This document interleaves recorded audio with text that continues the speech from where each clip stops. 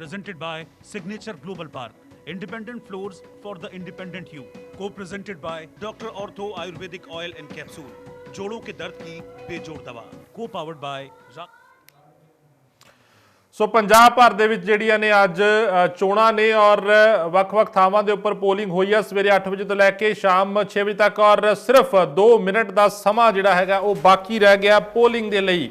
ਇਸ ਤੋਂ ਬਾਅਦ ਪੋਲਿੰਗ ਜਿਹੜੀ ਆ ਵੋਟਿੰਗ ਆ ਜਿਹੜੀ ਬਿਲਕੁਲ ਬੰਦ ਕਰ ਦਿੱਤੀ ਜਾਵੇਗੀ ਔਰ ਪੋਲਿੰਗ ਬੂਥ ਦੇ ਅੰਦਰ ਜਿਹੜੇ ਲੋਕ ਹੋਣਗੇ ਸਿਰਫ ਉਹੀ ਆਪਣੀ ਵੋਟਿੰਗ ਦਾ ਭੁਗਤਾਨ ਕਰ ਸਕਣਗੇ। ਸੋ ਸਿਰਫ ਆਖਰੀ 2 ਮਿੰਟ ਨੇ ਜਿਹੜੇ ਉਹ ਬਾਕੀ ਰਹਿ ਗਏ ਨੇ। 6 ਵਜੇ ਜਿਹੜੀ ਆ ਉਹ ਮੁਕੰਮਲ ਤੌਰ ਤੇ ਵੋਟਿੰਗ ਆ ਜਿਹੜੀ ਉਹ ਪੂਰੇ ਪੰਜਾਬ ਦੇ ਵਿੱਚ ਬੰਦ ਹੋ ਜਾਵੇਗੀ। ਸਿਰਫ ਉਹ ਲੋਕ ਜਿਹੜੇ ਬੂਥ ਦੇ ਵਿੱਚ ਕਤਾਰਾਂ ਦੇ ਵਿੱਚ ਖੜੇ ਨੇ ਸਿਰਫ ਉਹੀ ਲੋਕ ਆਪਣੀ ਵੋਟ ਦਾ ਭੁਗਤਾਨ ਕਰ ਸਕਣਗੇ। ਦੱਸ ਦਈਏ ਕਿ 1304 ਉਮੀਦਵਾਰ ਨੇ ਜਿਹੜੇ ਉਹ ਚੋਣ ਮੈਦਾਨ ਦੇ ਵਿੱਚ ਨੇ ਔਰ ਬੜਾ ਹੀ ਫਸਵਾ ਮੁਕਾਬਲਾ ਇਸ ਵਾਰ ਚੋਣਾਂ ਦੇ ਵਿੱਚ ਦੇਖਿਆ ਜਾ ਸਕਦਾ ਕਿਉਂਕਿ 2 ਜਾਂ 3 ਕੋਣਾ ਨਹੀਂ ਬਲਕਿ 5 ਜਾਂ 6 ਕੋਣਾ ਮੁਕਾਬਲਾ ਆਪਾਂ ਇਹਨਾਂ ਚੋਣਾਂ ਦੇ ਵਿੱਚ ਕਹਿ ਸਕਦੇ ਹਾਂ।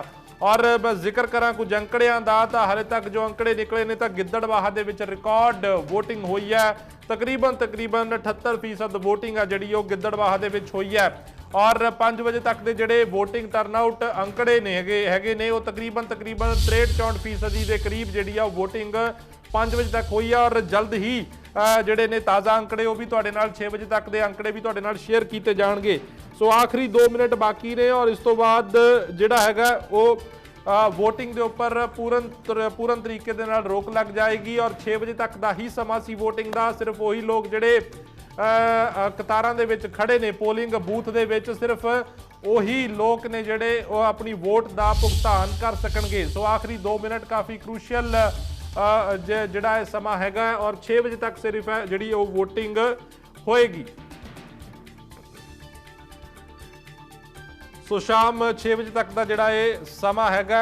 ਦੱਸ ਦਈਏ ਮੈਂ ਕੁਝ ਜ਼ਿਕਰ ਕਰਾਂ ਤਾਂ ਪਿਛਲੇ ਚੋਣਾਂ ਦਾ ਜ਼ਿਕਰ ਕਰਾਂ ਤਾਂ ਪਿਛਲੀਆਂ ਚੋਣਾਂ ਦੇ ਵਿੱਚ 2017 ਦੇ ਵਿੱਚ ਕਾਂਗਰਸ ਨੂੰ ਕਾਫੀ ਅੱਛਾ ਬਹੁਮਤ ਮਿਲ ਗਿਆ ਸੀ ਔਰ 77 ਸੀਟਾਂ ਕਾਂਗਰਸ ਹਾਸਲ ਕਰਨ ਦੇ ਵਿੱਚ ਕਾਮਯਾਬ ਰਹੀ ਸੀ। ਔਰ ਜੇਕਰ ਮੈਂ ਪੂਰੇ ਵੋਟਿੰਗ ਟਰਨਆਊਟ ਕਿੰਨੇ ਫੀਸਦ ਵੋਟਿੰਗ ਹੋਈ ਸੀਗੀ 2017 ਦੇ ਵਿੱਚ ਤਾਂ 2017 ਦੇ ਵਿੱਚ 77.4% ਵੋਟਿੰਗ ਹੈ ਜਿਹੜੀ 2017 ਦੇ ਵਿੱਚ ਦੇਖਣ ਨੂੰ ਮਿਲੀ ਸੀ ਔਰ ਕਰੀਬਨ ਪਿਛਲੀਆਂ 3 ਚੋਣਾਂ ਤੋਂ ਆਪਾਂ ਗੱਲ ਕਰੀਏ ਪਿਛਲੀਆਂ 3 ਚੋਣਾਂ ਦੇ ਕਰੀਬ ਹੈ ਜਿਹੜਾ ਉਹ ਇਸੇ ਅੰਕੜੇ ਦੇ ਇਰਦ ਗਿਰਦ ਜਿਹੜਾ ਉਹ ਅੰਕੜਾ ਰਹਿੰਦਾ ਹੈਗਾ 77 78 ਜਾਂ ਇਸ ਦੇ ਆਸ-ਪਾਸ ਹੀ ਜਿਹੜਾ ਇਹ ਅੰਕੜਾ ਰਹਿੰਦਾ ਹੈਗਾ। ਵੋਟਿੰਗ ਟਰਨਆਊਟ ਦੀ ਮੈਂ ਗੱਲ ਕਰ ਰਿਹਾ। ਉੱਪਰ ਸਾਡੇ ਬਿਊਰੋ ਚੀਫ ਵਿਪਿਨ ਪਰਮਾਰ ਸਾਡੇ ਨਾਲ ਜੁੜ ਚੁੱਕੇ ਨੇ ਸਿੱਧਾ। ਜੀ ਵਿਪਿਨ ਆਖਰੀ ਜਿਹੜੇ ਪਲ ਰਹਿ ਗਏ ਨੇ ਔਰ 6 ਵਜੇ ਪੂਰਨ ਤਰੀਕੇ ਨਾਲ ਵੋਟਿੰਗ ਦੇ ਉੱਪਰ ਰੋਕ ਲੱਗ ਜਾਏਗੀ ਔਰ ਸਿਰਫ ਜਿਹੜੇ ਉਹੀ ਵਿਅਕਤੀ ਵੋਟ ਦਾ ਆਪਣੇ ਭੁਗਤਾਨ ਕਰ ਸਕਣਗੇ ਜਿਹੜੇ ਪੋਲਿੰਗ ਬੂਥ ਦੇ ਅੰਦਰ ਨੇ ਜਾਂ ਕਤਾਰਾਂ ਦੇ ਵਿੱਚ ਖੜੇ ਨੇ।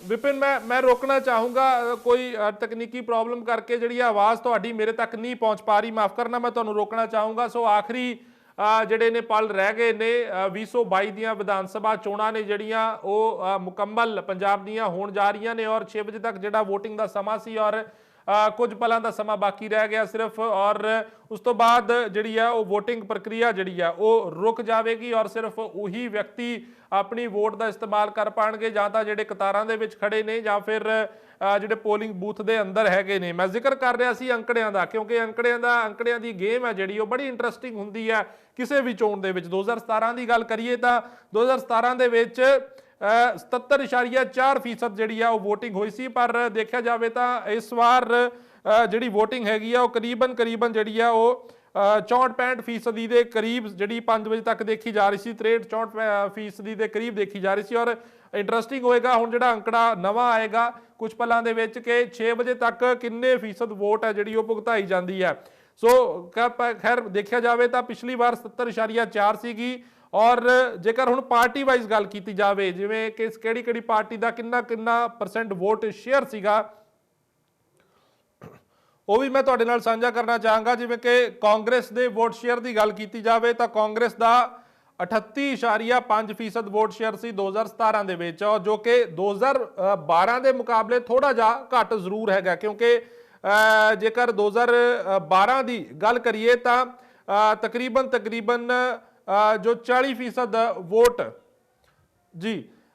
ਸੋ ਇਸੇ ਵਿਚਾਲੇ ਸਾਡੇ ਬਿਊਰੋ ਚੀਫ ਵਿਪਿਨ ਪਰਮਾਰ ਸਾਡੇ ਨਾਲ ਜੁੜ ਚੁੱਕੇ ਨੇ ਗਰਾਊਂਡ ਤੋਂ। ਜੀ ਵਿਪਿਨ, ਕੀ ਸਥਿਤੀ ਹੈਗੀ ਆ? ਵੋਟਿੰਗ 6 ਵਜੇ ਤੱਕ ਹੋਣੀ ਸੀਗੀ, ਹੁਣ ਕਿਸ ਤਰੀਕੇ ਦਾ ਮਾਹੌਲ ਹੈਗਾ? ਕੀ ਵੋਟਿੰਗ ਜਿਹੜੀ ਆ ਉਹ ਬੰਦ ਹੋ ਚੁੱਕੀ ਆ? ਸਿਰਫ ਜਿਹੜੇ ਅੰਦਰ ਪੋਲਿੰਗ ਬੂਥ ਦੇ ਖੜੇ ਨੇ ਲੋਕ, ਉਹਨਾਂ ਤੋਂ ਹੀ ਵੋਟ ਹੁਣ ਪਵਾਈ ਜਾਏਗੀ? मैं कैमरा पर्सन जस्सी ਨੂੰ ਕਹਾਂਗਾ ਇੱਕ ਵਾਰ ਗੇਟ ਦਿਖਾਵੇ। ਗੇਟ ਬੰਦ ਹੋ ਚੁੱਕਾ ਹੈਗਾ, ਲੇਕਿਨ ਜੋ ਲੋਕੀ ਪੋਲਿੰਗ ਸਟੇਸ਼ਨਸ ਦੇ ਅੰਦਰ ਹੈਗੇ ਨੇ ਉਹਨਾਂ ਦੇ ਵੋਟਾਂ ਜਿਹੜੀਆਂ ਨੇ ਹਜੇ ਵੀ ਪੈ ਰਹੀਆਂ ਨੇ। ਚਮਕੌਰ ਸਾਹਿਬ ਹਲਕੇ ਦੇ ਇੱਕ ਪੋਲਿੰਗ ਸਟੇਸ਼ਨ ਤੇ ਮੈਂ ਮੌਜੂਦ ਹੈਗਾ। ਇੱਕ ਪੋਲਿੰਗ ਬੂਥ ਤੁਸੀਂ ਇਹ ਵੇਖ ਸਕਦੇ ਹੋ ਜੋ ਕਿ ਖਾਲੀ ਹੋ ਚੁੱਕਾ ਹੈ, ਇੱਥੇ तमाम ਵੋਟਾਂ ਜਿਹੜੀਆਂ ਉਹ ਪੈ ਚੁੱਕੀਆਂ ਨੇ। ਜਦਕਿ ਦੂਜੇ ਪੋਲਿੰਗ ਸਟੇਸ਼ਨ ਦੀ ਜੇਕਰ ਮੈਂ ਗੱਲ ਕਰਾਂ, ਉੱਥੇ ਹਜੇ ਵੀ 50 ਤੋਂ 60 ਲੋਕੀ ਜਿਹੜੇ ਹੈਗੇ ਵੋਟ ਪਾਉਣ ਦੇ ਅਜੇ ਉਹਨਾਂ ਦਾ ਰਹਿੰਦਾ ਹੈਗਾ, ਤੇ ਉਸ ਨੂੰ ਲੈ ਕੇ ਇੱਕ ਪੂਰੀ ਪ੍ਰੋਸੈਸ ਨੂੰ ਫੋਲੋ ਕਰਦੇ ਹੋਏ, ਕਿਉਂਕਿ ਇਹ ਪੋਲਿੰਗ ਸਟੇਸ਼ਨ ਦੇ ਅੰਦਰ ਜਾ ਚੁੱਕੇ ਨੇ ਤੇ ਜਦ ਤੱਕ ਇਹਨਾਂ ਦਾ ਵੋਟ ਨਹੀਂ ਪੈਂਦਾ ਉਦੋਂ ਤੱਕ ਵੋਟਿੰਗ ਜਿਹੜੀ ਹੈ ਉਸ ਪੋਲਿੰਗ ਸਟੇਸ਼ਨ ਤੇ ਉਸ ਬੂਥ ਤੇ ਜਿਹੜੀ ਹੈ ਉਹ ਬੰਦ ਨਹੀਂ ਹੋਊਗੀ, ਯਾਨੀ ਕਿ ਉਹ ਕੰਟੀਨਿਊ ਚੱਲੂਗੀ ਜਦ ਤੱਕ ਆਖਰੀ ਵੋਟ ਨਹੀਂ ਪੈਂਦਾ ਹੈਗਾ। ਤੇ ਕਿਤੇ ਨਾ ਕਿਤੇ ਪੰਜਾਬ ਦੇ ਜੇਕਰ ਟ੍ਰੈਂਡ ਦੀ ਗੱਲ ਕੀਤੀ ਜਾਵੇ, ਸਵੇਰ ਤੋਂ ਹੀ ਇਦਾਂ ਲੱਗ ਰਿਹਾ ਸੀਗਾ ਕਿ ਹਲਕਾ ਵੋਟਿੰਗ ਪਰਸੈਂਟਾਈਲ ਜਿਹੜਾ ਉਹ ਚੱਲ ਰਿਹਾ, ਲੇਕਿਨ 3 ਵਜੇ ਤੋਂ ਬਾਅਦ ਜਿਸ ਤਰ੍ਹਾਂ ਟ੍ਰੈਂਡ ਬਦਲੇ ਹੈਗੇ ਨੇ ਤੇ 5 ਵਜੇ ਤੱਕ ਜਿਸ ਤਰ੍ਹਾਂ ਨਾਲ 64% ਜਿਹੜਾ ਮਤਦਾਨ ਹੋਇਆ ਹੈਗਾ, ਤੇ ਕਈ ਐਸੇ ਹਲਕੇ ਹੈਗੇ ਨੇ ਜਿੱਦਾਂ ਫਾਜ਼ਿਲਕਾ ਦੀ ਜੇਕਰ ਗੱਲ ਕੀਤੀ ਜਾਵੇ, ਜਲਾਲਾਬਾਦ ਦੀ ਗੱਲ ਕੀਤੀ ਜਾਵੇ, ਗਿੱਦੜਬਾਹੇ ਦੀ ਗੱਲ ਕੀਤੀ ਜਾਵੇ, ਜਾਂ ਫਿਰ ਚਮਕੌਰ ਸਾਹਿਬ ਨੂੰ ਤੁਸੀਂ ਲੈ ਲਓ, ਲਗਾਤਾਰ ਨੰਬਰ ਜਿਹੜਾ ਹੈਗਾ ਉਹ ਵੱਧਦਾ ਜਾ ਰਿਹਾ ਹੈਗਾ ਹੈ ਤੇ ਵੋਟਿੰਗ ਜਿਹੜੀ ਆ ਹਜੇ ਵੀ ਚੱਲ ਰਹੀ ਹੈਗੀ ਹੈ ਕਈ ਥਾਵਾਂ ਤੇ, ਕਿਉਂਕਿ ਵੋਟਰਸ ਜਿਹੜੇ ਹੈਗੇ ਨੇ ਉਹ ਆਪਣਾ ਵੋਟ ਹਜੇ ਤੱਕ ਪਾਉਣ ਤੋਂ ਮਰਹੂਮ ਹੈਗੇ ਨੇ ਤੇ ਥੋੜੀ ਦੇਰ ਤੋਂ ਬਾਅਦ ਲਗਾਤਾਰ ਇਹ ਪ੍ਰੋਸੈਸ ਜਿਹੜਾ ਹੈ ਉਹਨੂੰ ਪੂਰਾ ਕਰਦੇ ਹੋਏ ਵੋਟਿੰਗ ਦਾ ਐਗਜ਼ੈਕਟ ਆંકੜਾ ਜਿਹੜਾ ਹੈਗਾ ਟੋਟਲ ਕਿੰਨੇ ਪਰਸੈਂਟਾਈਲ ਵੋਟਿੰਗ ਜਿਹੜੀ ਪੰਜਾਬ 'ਚ ਹੁੰਦੀ ਹੈ ਦੇਖਣ ਵਾਲੀ ਗੱਲ ਰਹੂਗੀ। ਲੇਕਿਨ ਫਿਲਹਾਲ ਦੀ ਜੇਕਰ ਗੱਲ ਕੀਤੀ ਜਾਵੇ ਤੇ ਲੋਕੀ ਅੱਜ ਪੂਰਾ ਦਿਨ ਜੇਕਰ ਗੱਲ ਕੀਤੀ ਜਾਵੇ ਪੰਜਾਬ ਦੇ ਅੱਡ-ਅੱਡ ਥਾਵਾਂ 'ਚ ਲੋਕੀ ਬਾਹਰ ਨਿਕਲੇ, ਆਪਣੇ ਘਰਾਂ ਤੋਂ ਬਾਹਰ ਨਿਕਲੇ, तमाम मुद्दे सीगे लीडर्स वालों आगुआं वालों जिहड़ा हैगा अपना अपना प्रचार किया गया। कई मुद्दे पंजाब की सियासत च गरमाए रहे ते हुण EVMs ਦੇ ਵਿੱਚ ਜਿਹੜਾ ਹੈਗਾ ਪੰਜਾਬ ਦਾ ਭਵਿੱਖ ਜਿਹੜਾ ਹੈਗਾ ਨਵੀਂ ਸਰਕਾਰ ਦਾ ਭਵਿੱਖ ਉਹ ਕੈਦ ਹੋ ਚੁੱਕਾ ਹੈਗਾ। 6 ਵਜੇ ਤੱਕ VOTING ਸੀਗੀ, ਹੁਣ VOTING ਜਿਹੜੀ ਹੈ ਉਹ ਗੇਟ ਬੰਦ ਹੋ ਗਏ ਨੇ ਤੇ ਵੋਟਸ ਹੁਣ ਜਿਹੜੇ ਸਿਰਫ ਪੋਲਿੰਗ ਸਟੇਸ਼ਨ ਤੇ ਜਿਹੜੇ ਲੋਕੀ ਮੌਜੂਦ ਹੈਗੇ ਨੇ ਉਹੀ ਵੋਟ ਕਰ ਸਕਦੇ ਨੇ ਤੇ तमाम ਲੋਕਾਂ ਦੇ ਵੱਲੋਂ ਆਪਣੇ ਵੋਟ ਦਾ ਅਧਿਕਾਰ ਜਿਹੜਾ ਉਹਦਾ ਇਸਤੇਮਾਲ ਕਰ ਲਿੱਤਾ ਗਿਆ। ਹੁਣ ਵੇਖਣਾ ਹੀ ਹੋਗਾ ਕਿ ਕਿਹਦੇ ਕਿਸਮਤ ਤੇ ਮੋਹਰ ਲਾਉਣ ਦਾ ਕੰਮ ਜਿਹੜਾ ਹੈਗਾ ਪੰਜਾਬ ਦੀ ਜਨਤਾ ਵੱਲੋਂ ਕੀਤਾ ਗਿਆ, ਪੰਜਾਬ ਦੇ ਲੋਕਾਂ ਵੱਲੋਂ ਕੀਤਾ ਗਿਆ। तमाम ਲੋਕੀ ਸੀਗੇ, ਪੜ੍ਹੇ ਲਿਖੇ ਲੋਕਾਂ ਦੇ ਵੱਲੋਂ ਵੀ तमाम ਲੋਕਾਂ ਦੇ ਵੱਲੋਂ ਜਿਹੜਾ ਆਪਣੇ ਵੋਟ ਦੇ ਅਧਿਕਾਰ ਦੇ ਇਸਤੇਮਾਲ ਦੇ ਵਕਤ ਕਈ ਮੁੱਦਿਆਂ ਦਾ ਜ਼ਿਕਰ ਕੀਤਾ ਗਿਆ, ਉਹਨਾਂ ਮੁੱਦਿਆਂ ਨੂੰ ਧਿਆਨ 'ਚ ਰੱਖਦੇ ਹੋਏ ਵੋਟ ਕੀਤੀ ਗਈ ਹੈ। ਹੁਣ ਵੇਖਣਾ ਹੀ ਹੋਗਾ ਕਿ ਕਿਹਦੇ ਭਵਿੱਖ ਤੇ ਮੋਹਰ ਲਾਉਣ ਦਾ ਕੰਮ ਪੰਜਾਬ ਨੇ ਕੀਤਾ ਹੈ ਤੇ ਲਗਾਤਾਰ ਸਵੇਰ ਤੋਂ VOTING ਚੱਲ ਰਹੀ ਸੀਗੀ, ਹੌਲਾ ਸੀਗਾ ਪ੍ਰੋਸੈਸ, ਹਲਕੀ VOTING ਸੀਗੀ, ਲੇਕਿਨ 3 ਵਜੇ ਤੋਂ ਬਾਅਦ ਟ੍ਰੈਂਡਸ ਜਿਹੜੇ ਹੈਗੇ ਨੇ ਉਹ ਬਦਲੇ ਨੇ ਤੇ ਪਰਸੈਂਟੇਜ ਨੂੰ ਵੇਖਦੇ ਹੋਏ ਲੱਗ ਰਿਹਾ ਹੈਗਾ ਕਿ ਪੰਜਾਬ ਜਿਸ ਤਰ੍ਹਾਂ ਨਾਲ ਪਿਛਲੀ ਵਾਰ 77.37% ਦੀ ਜਿਹੜਾ ਚੋਣਾਂ 'ਚ ਵੋਟਾਂ ਪਈਆਂ ਸੀਗੀਆਂ ਉਹ ਰਿਕਾਰਡ ਥੋੜਾ ਜਿਹਾ ਉਹ ਤੋਂ ਅੱਗੇ ਜਾਂਦਾ ਹੋਇਆ ਪੰਜਾਬ ਜ਼ਰੂਰ ਜਿਹੜਾ ਉਹ ਕਹਿ ਸਕਦੇ ਆ ਕਿ ਦਿਖਦਾ ਹੋਇਆ ਨਜ਼ਰ ਆ ਰਿਹਾ, ਕਿਉਂਕਿ ਹਜੇ ਵੀ ਪੋਲਿੰਗ ਸਟੇਸ਼ਨਾਂ ਦੇ ਬਾਹਰ ਜਿਹੜਾ ਹੈਗਾ ਭੀੜ ਹੈਗੀ ਹੈ, ਇਕੱਠ ਹੈਗਾ ਜੀ। ਠੀਕ ਹੈ ਵਿਪਿਨ, ਤੁਸੀਂ ਬੜੇ ਜੋ ਵਿਸਤਾਰ ਦੇ ਨਾਲ ਜਾਣਕਾਰੀ ਦਿੱਤੀ ਹੈਗੀ ਹੈਗਾ, ਜੋ ਗਰਾਊਂਡ ਰਿਪੋਰਟ ਦਿੱਤੀ ਹੈਗੀ ਆ। ਅੱਛਾ ਵਿਪਿਨ, ਮੈਂ ਜਾਣਨਾ ਚਾਹਾਂਗਾ ਕਿ ਠੀਕ ਹੈ ਅੰਕੜੇ ਜਿਹੜੇ ਨੇ ਉਹ ਕੁਝ ਸਮੇਂ ਦੇ ਵਿੱਚ ਸਾਫ਼ ਹੋ ਜਾਣਗੇ ਕਿ ਕਿੰਨੇ ਫੀਸਦ ਟਰਨਆਊਟ ਜਿਹੜਾ ਉਹ ਰਹਿੰਦਾ ਹੈਗਾ VOTING ਦਾ, ਔਰ ਕਿਹੜੇ ਹਲਕੇ ਤੇ ਕਿੰਨਾ ਟਰਨਆਊਟ ਰਹਿੰਦਾ ਹੈਗਾ, ਪਰ ਮੈਂ ਤੁਹਾਡੇ ਤੋਂ ਇਹ ਜਾਣਨਾ ਚਾਹੂੰਗਾ ਕਿ ਤੁਸੀਂ ਸਵੇਰ ਤੋਂ ਜਿਹੜੀ ਹੈ ਰਿਪੋਰਟਿੰਗ ਕਰ ਰਹੇ ਹੋ ਗਰਾਊਂਡ ਤੋਂ, ਕਿਸ ਤਰੀਕੇ ਦਾ ਵੋਟਰਾਂ ਦੇ ਵਿੱਚ ਉਤਸ਼ਾਹ ਸੀਗਾ? ਕਿਉਂਕਿ ਜੇਕਰ ਗੱਲ ਕੀਤੀ ਜਾਵੇ ਵੱਖ-ਵੱਖ ਪਾਰਟੀਆਂ ਦੀ ਤਾਂ ਕੈਂਪੇਨਿੰਗ ਬੜੀ ਤਕੜੀ ਕੀਤੀ ਗਈ ਹੈ ਇਸ ਵਾਰ। ਹਾਲਾਂਕਿ ਇਲੈਕਸ਼ਨ ਕਮਿਸ਼ਨ ਨੇ ਜਿਹੜਾ ਉਹ ਕਰੋਨਾ ਨੂੰ ਲੈ ਕੇ ਕੁਝ ਪਾਬੰਦੀਆਂ ਵੀ ਲਗਾਈਆਂ ਔਰ ਆਨਲਾਈਨ ਕੈਂਪੇਨਿੰਗ ਵੀ ਪਾਰਟੀਆਂ ਵੱਲੋਂ ਕੀਤੀ ਗਈ ਹੈ, ਪਰ ਮੈਂ ਜਾਣਨਾ ਚਾਹੂੰਗਾ ਕਿ ਗਰਾਊਂਡ ਲੈਵਲ ਦੇ ਉੱਪਰ ਵੋਟਰ ਕੀ ਸੋਚ ਰਿਹਾ ਸੀ, ਵੋਟਰ ਦੇ ਵਿੱਚ ਕਿੰਨਾ ਉਤਸ਼ਾਹ ਸੀਗਾ ਜਾਂ ਕਿੰਨੇ ਉਤਸ਼ਾਹ ਨਾਲ ਵੋਟਰ ਉੱਥੇ ਪਹੁੰਚ ਰਿਹਾ ਸੀ? ਬਲਦੀਪ, ਪੰਜਾਬ 'ਚ ਇੱਕ ਸੈੱਟ ਪੈਟਰਨ ਸੀਗਾ ਜਿਹਨੂੰ ਲੋਕੀ ਫੋਲੋ ਕਰਦੇ ਸੀਗੇ ਪੰਜਾਬ ਦੀਆਂ ਚੋਣਾਂ 'ਚ। ਦੋ ਪਾਰਟੀਆਂ ਪ੍ਰਮੁੱਖ ਤੌਰ ਤੇ ਜਿਹੜੀਆਂ ਚੋਣ ਦੇ ਮੈਦਾਨ 'ਚ ਹੁੰਦੀਆਂ ਸੀਗੀਆਂ, ਲੇਕਿਨ ਇਸ ਵਾਰ ਲੋਕਾਂ ਕੋਲੇ ਆਲਟਰਨੇਟਿਵ ਸੀਗੇ। ਕਈ ਅੱਡ ਪਾਰਟੀਆਂ ਜਾਂ ਕਈ ਗਠਬੰਧਨ ਬਣਦੇ ਹੋਏ ਦੇਖੇ, ਗੱਠਜੋੜ ਬਣਦੇ ਵੇਖੇ ਹੋਏ, ਤੇ ਉਸ ਤੋਂ ਬਾਅਦ ਪੰਜਾਬ ਦੇ ਜਿਹੜੇ ਲੋਕੀ ਬਾਹਰ ਨਿਕਲੇ ਘਰਾਂ ਤੋਂ ਵੋਟ ਪਾਉਣ ਵਾਸਤੇ, ਉਹਨਾਂ ਦੇ ਮੁੱਦੇ ਜਿਹੜੇ ਹੈਗੇ ਉਹ ਮੁੱਦਿਆਂ ਤੇ ਗੱਲ ਕਰਦੇ ਨਜ਼ਰ ਆਏ। ਕੀ ਲੋਕਲ ਮੁੱਦੇ ਹੋਣ ਜਾਂ ਕੀ ਪੰਜਾਬ ਦੀ ਸਿਆਸਤ ਨਾਲ ਜੁੜੇ ਜਿਹੜੇ ਲੀਡਰਸ ਦੇ ਵੱਲੋਂ ਵੀ ਡਿਸਕਸ ਕੀਤੇ ਗਏ ਕੈਂਪੇਨ ਦੇ ਦੌਰਾਨ, ਉਹਨਾਂ ਮੁੱਦਿਆਂ ਤੇ ਕਿਤੇ ਨਾ ਕਿਤੇ ਵੋਟ ਕਰਦੀ ਹੋਈ ਜਨਤਾ ਜਿਹੜੀ ਹੈ ਉਹ ਨਜ਼ਰ ਆਈ। ਇਸ ਦੇ ਵਿੱਚ ਜੇਕਰ ਗੱਲ ਕੀਤੀ ਜਾਵੇ, ਸਿਆਸਤ 'ਚ ਇਹ ਕਿਹਾ ਜਾਂਦਾ ਹੈ ਕਿ ਜਦੋਂ ਚੋਣਾਂ ਦੇ ਵਿੱਚ ਵੋਟਾਂ ਦੀ ਪਰਸੈਂਟੇਜ ਜ਼ਰੂਰਤ ਤੋਂ ਜ਼ਿਆਦਾ ਵਾਧੂ ਦਿਖੇ ਤਾਂ ਐਂਟੀ ਇਨਕੰਬੈਂਸੀ ਜਿਹੜੀ ਹੈ ਉਹ ਦਿਖਦੀ ਹੋਈ ਨਜ਼ਰ ਆਉਂਦੀ ਹੈ। ਇਹ ਵਾਧੂ ਘੱਟ ਵਿਖਾਈ ਹੋਏ ਤਾਂ ਕਿਤੇ ਨਾ ਕਿਤੇ ਇੰਡੀਵਿਜੂਅਲ ਕੈਂਡੀਡੇਟਸ ਦੇ ਖਿਲਾਫ ਜਾਂਦਾ ਹੋਇਆ ਜਿਹੜਾ ਉਹ ਚੋਣ ਦਿਖਾਈ ਦਿੰਦਾ ਹੈ। ਲੇਕਿਨ ਤੈਅ ਜਨਤਾ ਕਰਦੀ ਹੈ, ਤੈਅ ਲੋਕਾਂ ਨੇ ਕਰਨਾ ਹੈ, ਤੇ ਲੋਕਾਂ ਨੇ ਭਵਿੱਖ ਜਿਹੜਾ EVM 'ਚ ਲੌਕ ਕਰ ਦਿੱਤਾ ਹੈ। ਹੁਣ ਵੇਖਣਾ ਹੀ ਹੋਊਗਾ ਕਿ ਜਦੋਂ ਨਤੀਜੇ ਆਉਂਦੇ ਨੇ ਤੇ ਜਨਤਾ ਨੇ ਜਿਹੜੇ ਮੁੱਦਿਆਂ ਦੀ ਗੱਲ ਅੱਜ ਚੋਣ ਜਦੋਂ ਆਪਾਂ ਕਵਰ ਕਰ ਰਹੇ ਸੀਗੇ, ਲਗਾਤਾਰ ਵੋਟ ਪਾਉਣ ਵਾਸਤੇ ਜਿਹੜੇ ਲੋਕੀ ਆ ਰਹੇ ਸੀਗੇ, ਉਹਨਾਂ ਨਾਲ ਜਦੋਂ ਆਪਾਂ ਗੱਲ ਕੀਤੀ, ਉਹ ਮੁੱਦਿਆਂ ਦੀ ਗੱਲ ਕਰਦੇ ਨਜ਼ਰ ਆਏ ਕਿ ਉਹੀ ਮੁੱਦਿਆਂ ਤੇ ਵੋਟ ਪਈ ਹੈ। ਜੋ तमाम ਚੀਜ਼ਾਂ ਚੱਲ ਰਹੀਆਂ ਸੀਗੀਆਂ ਪੰਜਾਬ ਦੀ ਸਿਆਸਤ 'ਚ, ਕੀ ਉਹਨਾਂ ਨੂੰ ਧਿਆਨ ਰੱਖਦੇ ਹੋਏ ਜਨਤਾ ਨੇ ਵੋਟ ਪਾਈ ਹੈ, ਤੇ तमाम ਤਰ੍ਹਾਂ ਦੇ ਮੁੱਦੇ ਸੀਗੇ, तमाम ਤਰ੍ਹਾਂ ਦੀ ਜਿਹੜੀ ਗੱਲਾਂ ਬਾਤਾਂ ਲੀਡਰਾਂ ਵੱਲੋਂ ਵੀ ਕੀਤੀਆਂ ਗਈਆਂ, ਉਹਨਾਂ ਨੂੰ ਸੁਣਿਆ ਜ਼ਰੂਰ ਗਿਆ ਲੋਕਾਂ ਦੇ ਵੱਲੋਂ, ਲੇਕਿਨ ਆਖਿਰ 'ਚ ਗੇਂਦ ਜਿਹੜੀ ਆਉਂਦੀ ਹੈ ਉਸ ਖੇਲ 'ਚ ਉਹ ਜਨਤਾ ਦੇ ਪਾਲੇ ਦੇ ਵਿੱਚ ਹੁੰਦੀ ਹੈ। ਤੇ ਅੱਜ ਜਨਤਾ ਨੇ ਉਸ ਰੋਲ ਨੂੰ ਅਦਾ ਕੀਤਾ ਹੈ, ਡੈਮੋਕ੍ਰੇਸੀ ਦੇ ਉਸ ਰੋਲ ਨੂੰ ਅਦਾ ਕੀਤਾ ਹੈ, ਲੋਕਤੰਤਰ ਦੇ ਉਸ ਰੋਲ ਨੂੰ ਅਦਾ ਕੀਤਾ, ਆਪਣੇ ਵੋਟ ਦਾ ਜਿਹੜਾ ਅਧਿਕਾਰ ਉਹਨੂੰ ਇਸਤੇਮਾਲ ਕਰਕੇ ਤੇ ਪੰਜਾਬ ਦੀ ਨਵੀਂ ਸਰਕਾਰ ਬਣਾਉਣ ਵਾਸਤੇ ਅੱਜ ਵੋਟਾਂ ਪੈ ਗਈਆਂ ਨੇ। ਵੇਖਣਾ ਹੀ ਹੋਊਗਾ ਕਿ ਕਿੰਨਾ ਪਰਸੈਂਟਾਈਲ ਜਿਹੜਾ ਪੰਜਾਬ ਦਾ ਟੋਟਲ ਜਾਂਦਾ ਹੈ ਤੇ ਕੀ ਕੁਝ ਨਤੀਜੇ ਜਿਹੜੇ 10 ਮਾਰਚ ਨੂੰ ਦੇਖਣ ਨੂੰ ਮਿਲਦੇ। ਜੀ ਜੀ ਵਿਪਿਨ, ਅਗਰ ਚਮਕੌਰ ਸਾਹਿਬ ਹਲਕੇ ਦੀ ਮੈਂ ਗੱਲ ਕਰਾਂ ਵਿਪਿਨ, ਕਿਉਂਕਿ ਮੁੱਖ ਮੰਤਰੀ ਚਰਨਜੀਤ ਸਿੰਘ ਚੰਨੀ ਉਹਨਾਂ ਦਾ ਹਲਕਾ ਹੈਗਾ ਔਰ ਤੁਸੀਂ ਮੌਜੂਦ ਹੈਗੇ ਹੋ ਗਰਾਊਂਡ ਲੈਵਲ ਤੇ ਉੱਥੇ, ਤਾਂ ਕਿਸ ਤਰੀਕੇ ਦੀ ਤਬਦੀਲੀ ਨਜ਼ਰ ਆਉਂਦੀ ਹੈ ਤੁਹਾਨੂੰ ਚਮਕੌਰ ਸਾਹਿਬ ਹਲਕੇ ਦੇ ਵਿੱਚ? ਕਿਉਂਕਿ ਮੁੱਖ ਮੰਤਰੀ ਚੰਨੀ ਪੂਰੇ ਸੂਬੇ ਲਈ ਇਹ ਤਾਂ ਦਾਅਵਾ ਕਰਦੇ ਨੇ ਕਿ 111 ਦਿਨਾਂ ਦੇ ਵਿੱਚ ਮੈਂ ਬਹੁਤ ਜ਼ਿਆਦਾ ਬਦਲਾਅ ਕੀਤੇ ਨੇ, ਬਹੁਤ ਜ਼ਿਆਦਾ ਚੇਂਜਸ ਕੀਤੇ ਨੇ, ਕਾਫੀ ਚੀਜ਼ਾਂ ਕਾਫੀ ਅੱਛੇ ਫੈਸਲੇ ਰਹੇ ਨੇ ਲੋਕਾਂ ਦੇ ਲਈ। ਪਰ ਮੈਂ ਜੇਕਰ ਸਿਰਫ ਔਰ ਸਿਰਫ ਚਮਕੌਰ ਸਾਹਿਬ ਹਲਕੇ ਦੀ ਗੱਲ ਕਰਾਂ ਤਾਂ ਉਸ ਦੇ ਵਿੱਚ ਕੀ ਬਦਲਾਅ ਆਉਂਦਾ ਹੈ? ਐਜ਼ ਏ ਪੱਤਰਕਾਰ, ਐਜ਼ ਏ ਜਰਨਲਿਸਟ, ਤੁਸੀਂ ਕੀ ਬਦਲਾਅ ਦੇਖਦੇ ਹੋ ਉਸ ਚੀਜ਼ ਦੇ ਵਿੱਚ? ਬਲਦੀਪ, ਇਹ ਸਵਾਲ ਜਿਹੜਾ ਹੈਗਾ, ਕਿਉਂਕਿ ਇਸ ਬਦਲਾਅ ਦੀ ਜਿਹੜੀ ਘੜੀ ਸੀਗੀ, ਜਿਹੜੀ ਚੀਜ਼ਾਂ ਸੀਗੀਆਂ, ਉਹ ਜੋ ਕੈਂਡੀਡੇਟ ਇੱਥੇ ਉਤਰੇ ਉਹਨਾਂ ਵੱਲੋਂ ਚੰਨੀ ਦੀ ਖਿਲਾਫਤ ਵੀ ਕੀਤੀ ਗਈ। ਚੰਨੀ ਦਾ ਇਹ ਕਹਿਣਾ ਸੀਗਾ ਕਿ ਮੈਂ ਚਮਕੌਰ ਸਾਹਿਬ ਦਾ ਪੂਰਾ ਨਕਸ਼ਾ ਤਬਦੀਲ ਕਰ ਦਿੱਤਾ ਗਿਆ। ਲੋਕੀ ਕਹਿੰਦੇ ਨੇ ਕਿ ਜਿਸ ਸੂਬੇ ਤੋਂ ਮੁੱਖ ਮੰਤਰੀ ਆਂਦਾ ਹੈ ਉਸ ਦੀ ਤਸਵੀਰ ਜਿਹੜੀ ਹੈ ਉਹ ਆਟੋਮੈਟਿਕ ਹੀ ਚੇਂਜ ਹੋ ਜਾਂਦੀ ਹੈ। ਉੱਥੇ ਇਨਫਰਾਸਟ੍ਰਕਚਰ ਤੇ ਡਿਵੈਲਪਮੈਂਟ ਦੇ तमाम ਜਿਹੜੇ ਕੰਮਕਾਜ ਹੈਗੇ ਨੇ ਉਹ ਹੁੰਦੇ ਨਜ਼ਰ ਆਉਂਦੇ ਨੇ। ਲਾਜ਼ਮੀ ਜੀ ਗੱਲ ਹੈ, तमाम ਚੀਜ਼ਾਂ ਨੂੰ ਲੈ ਕੇ ਚੰਨੀ ਚੋਣ ਪ੍ਰਚਾਰ 'ਚ ਉਤਰੇ ਵੀ ਸੀਗੇ, ਲੇਕਿਨ ਹੁਣ ਜਨਤਾ ਨੇ ਤੈਅ ਕਰਨਾ ਹੈ ਕਿ ਜਨਤਾ ਕਿਹਦੇ ਨਾਲ ਜਾਣਾ ਚਾਹੁੰਦੀ ਹੈ, ਜਨਤਾ ਨੇ ਕੀ ਮਨ ਬਣਾਇਆ ਹੈ, ਜਨਤਾ ਨੂੰ ਕੀ ਵਿਕਾਸ ਵਿਖਿਆ ਨਹੀਂ ਵਿਖਿਆ, ਜਨਤਾ ਦੇ ਕਿਹੜੇ ਮੁੱਦਿਆਂ ਤੇ ਜਨਤਾ ਨੇ ਵੋਟ ਪਾਇਆ ਹੈਗਾ। ਕਿਉਂਕਿ ਇਸ ਟਾਈਮ ਇਹ तमाम ਚੀਜ਼ਾਂ ਬੇਮਾਨੀਆਂ ਜਿਹੀਆਂ ਲੱਗਦੀਆਂ ਨੇ ਕਿ ਕੀ ਕੰਮ ਹੋਏ ਕੀ ਕੰਮ ਨਹੀਂ ਹੋਏ, ਕਿਉਂਕਿ ਪ੍ਰਚਾਰ ਦੇ ਦੌਰਾਨ तमाम ਲੀਡਰਾਂ ਨੇ ਆਪਣੀ ਗੱਲ ਰੱਖ ਦਿੱਤੀ। ਹੁਣ ਜਿਹੜਾ ਹੈਗਾ ਉਹ ਜਨਤਾ ਨੇ ਵੋਟ ਪਾ ਦਿੱਤੀ ਗਈ ਹੈ ਤੇ ਵੋਟਾਂ ਪਾਉਣ ਤੋਂ ਬਾਅਦ ਹੁਣ ਕਾਊਂਟਿੰਗ ਦਾ ਦਿਨ, ਜਾਨੀ ਕਿ ਗਿਣਤੀ ਦੇ ਦਿਨ ਦੀ ਹੁਣ ਇੰਤਜ਼ਾਰ ਬੇਸਬਰੀ ਨਾਲ तमाम ਪੰਜਾਬ ਦੀ ਜਨਤਾ, ਨਾ ਕੇਵਲ ਪੰਜਾਬ ਦੀ ਜਨਤਾ, ਤੁਸੀਂ ਚਮਕੌਰ ਸਾਹਿਬ ਦੀ ਗੱਲ ਕੀਤੀ, ਚਮਕੌਰ ਸਾਹਿਬ ਦੀ ਵੀ ਜਨਤਾ ਨੂੰ ਰਹੂਗਾ, ਕਿਉਂਕਿ ਸੂਬੇ ਨੂੰ 110 ਦਿਨਾਂ ਦਾ ਜਿਹੜਾ ਮੁੱਖ ਮੰਤਰੀ ਮਿਲਿਆ ਉਹ ਚਮਕੌਰ ਸਾਹਿਬ ਤੋਂ ਸੀਗਾ। ਮੁਕਾਬਲਾ ਇੰਟਰਸਟਿੰਗ ਸੀਗਾ ਕਿਉਂਕਿ ਆਮ ਆਦਮੀ ਪਾਰਟੀ ਵੱਲੋਂ ਇੱਕ ਕਾਰਡ ਜ਼ਰੂਰ ਲੱਭੀ ਗਈ, ਡਾਕਟਰ ਚਰਨਜੀਤ ਸਿੰਘ ਚੰਨੀ ਸੇਮ ਨਾਂ ਦਾ ਕੈਂਡੀਡੇਟ ਇੱਥੇ ਉਤਾਰਿਆ ਗਿਆ ਤੇ तमाम ਚੀਜ਼ਾਂ ਸੀਗੀਆਂ। ਲਗਾਤਾਰ ਅੱਜ ਪੂਰਾ ਦਿਨ ਚੰਨੀ ਜਿਹੜਾ ਹੈਗੇ ਨੇ ਉਹ ਅੱਡ ਪੋਲਿੰਗ ਸਟੇਸ਼ਨਾਂ ਤੇ ਜਾ ਕੇ ਵੋਟਿੰਗ ਦਾ ਜਾਇਜ਼ਾ ਲੈਂਦੇ ਨਜ਼ਰ ਆਏ। ਹੁਣ ਵੇਖਣਾ ਹੀ ਹੋਊਗਾ ਕਿ तमाम ਚੀਜ਼ਾਂ 110 ਦਿਨਾਂ ਦੀ ਜਿਹੜੀ ਉਹਨਾਂ ਦੀ ਗੱਲ ਉਹ ਲਗਾਤਾਰ ਕਰ ਰਹੀ ਸੀਗੀ ਕਿ ਉਹ ਜਨਤਾ ਤੱਕ ਪਹੁੰਚਾ ਪਾਏ ਜਾਂ ਨਹੀਂ ਪਹੁੰਚਾ ਪਾਏ, ਤੇ ਚਮਕੌਰ ਸਾਹਿਬ ਦੀ ਜਨਤਾ ਆਖਿਰ ਕਿਹਦੇ ਨਾਲ ਜਾਣ ਦਾ ਜਿਹਦੇ ਮਨ ਬਣਾਇਆ ਜਾਂ ਫਿਰ ਕੀ ਕੁਝ ਫੈਸਲਾ ਜਿਹੜਾ ਹੈ ਚਮਕੌਰ ਸਾਹਿਬ ਵਾਸਤੇ ਨਿਰਧਾਰਿਤ ਚਮਕੌਰ ਸਾਹਿਬ ਦੀ ਜਨਤਾ ਵੱਲੋਂ ਕੀਤਾ ਗਿਆ, ਇਹ ਕਾਊਂਟਿੰਗ ਦੇ ਦਿਨ ਹੀ ਸਾਫ਼ ਹੋ ਪਾਊ।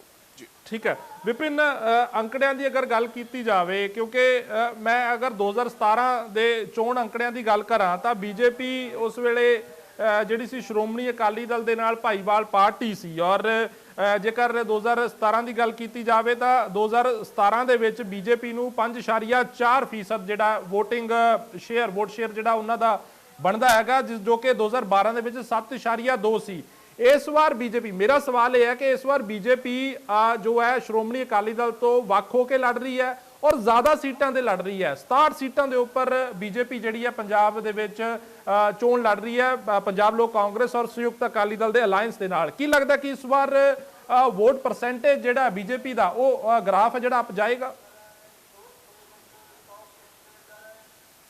ਵੇਖੋ ਪ੍ਰयास ਜ਼ਰੂਰ ਕੀਤਾ ਗਿਆ ਬੀਜੇਪੀ ਵੱਲੋਂ, तमाम चीज़ां सीगियां, फार्मर एजिटेशन सीगा, किसान अंदोलन सीगा, उस तो बाद रिपील करने का काम किया गया, उस तो बाद पार्टी वालों ऐलानिया गया कि पार्टी जी है पूरे पद्धर से चुनाव जरा पहुँचाउण जी पंजाब च लड़ूगी। उस तो बाद एक गठबंधन जरा किया जाता, कैप्टन अमरिंदर सिंह ते संयुक्त अकाली दल के नाल अलायंस किया जाता है।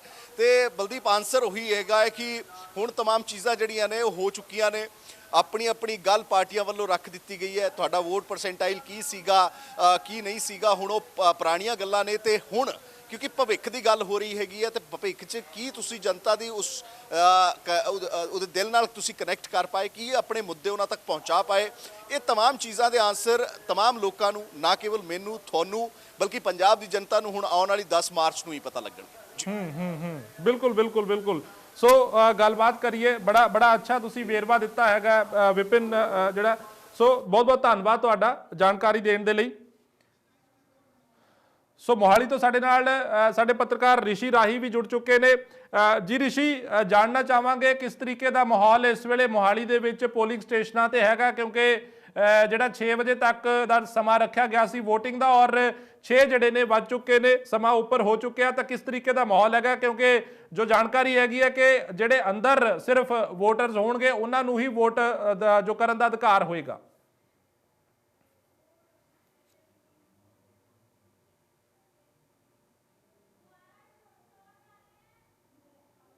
Well, voting for